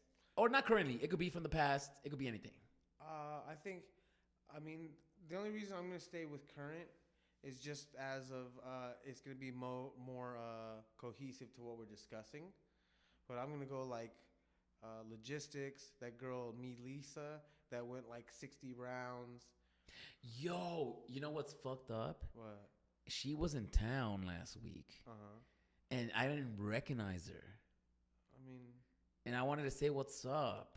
And then I ended up not getting a chance. Maybe if you threw like 50 rounds with her, she would recognize you. Damn, I don't even got 50 rounds in me, bro. Yeah. Yo, Melissa, don't ever call me out, bro. All right, B-boys could definitely smoke B-girls, but not me. I could get smoked by a B-girl, so I'm not in that bracket. Yo, guys, I love you guys too, guys. I don't know, Steve, how you feel, man? Are we satisfied or? I'll be real with you. Can we talk about VV? Do you want to talk about VV? Oh, guys, we're gonna do like a 2-minute VV cover real quick. 2-minute VV cover, guys. If you guys are interested in NFTs, because I just saw somebody that they want to get into NFTs, and I think that personally, I'm an artist. I made NFTs, but it's hard to sell NFTs to your grandma or mom because they don't recognize it. But VV has made it possible for you to own NFTs that are actually backed by relevancy in the culture, in the pop culture. world and relevant in the real world, and are brands that cannot miss. It's called Vivi, VEVE. Yeah. I think Steve will do a better breakdown on what Vivi is. Basically, it's just an NFT marketplace. It's on the Ethereum blockchain, and the easiest thing that you can do is when you buy NFTs on like OpenSea, Mintable, Rarible, whatever, Nifty Gateway or whatever, you need a MetaMask. You need to buy Ethereum. You need to send it to your MetaMask to send it to the marketplace so you can buy it and then store it in your wallet, and it's like a whole process. On Vivi, you literally just enter your credit card like you would buy anything, and I can just go in there and just buy whatever I want. For me personally, I've had a pretty good experience. I got into Vivi maybe like a full year ago, and so I got a lot of really good deals on there. Like some of the good flips I got is I bought a Superman for $100. I think the current cheapest Superman is like $4,900. Ooh. And it's just an NFT of Superman. It's tight. It's in augmented reality. It's 3D. But that's the gist of it. I also have like my best flip, for example. So if $100 is too far out of your range to even invest in an NFT or to even take that risk, one of my biggest flips is I bought a comic book on Vivi for $7, and then it became currently I think it's at like 1,900. The highest it was at was like 3K. That's a good flip, guys. That's a good flip. That's off $7. Right. That's so nuts. you guys got to get on Vivi, because I'm pretty sure what you're talking about is you got it in the drop. Yeah, I bought a Spider-Man comic book on the drop, and I happened to get a secret rare, and they only made 600 of these ever, and they're not making them again. So I have a secret rare, one of 600 in the world. Ooh, Spider-Man number 1? Spider-Man, I think number 5. Okay. Where they introduced Dr. Octopus. Dr. Octopus. Yeah. So I got that for $7. Wow. And so if you just do the math, 100 times my investment would be 700. Currently it's at like 1,800. So it's like almost 300 times my investment. And it took me literally 3 minutes. Guys, you guys got to get on Vivi and make sure that try not to, if you don't have much money, don't spend money on the app. Just get the drops. You got to get your account 3 days before there's a drop. Go in there, put a little bit of gems in, and try to catch some drops. And yeah. If you guys want more information, just YouTube Vivi, because there's a lot of dope channels doing a lot of good content. For sure. Yeah. So right now we pulled up B-Boy Nigel, which is the B-Boy that is that the intergender champion? The intergender champion. I wonder if it says it, but let me see. Pele. I know Pele was letting us know, but I only see one footage of him, so we're gonna try to check this out. I wonder if he's battling the B girl. I don't know what you mean by held on NASA. Oh, Space City Classics is held at the NASA Held in at Houston. Held at the NASA facility. Yeah. Well, my internet is shitty right now, guys. But if this is Nigel, bro, he's gonna get smoked by the B girls, bro. This guy. I'm just kidding, guys. I'm just kidding.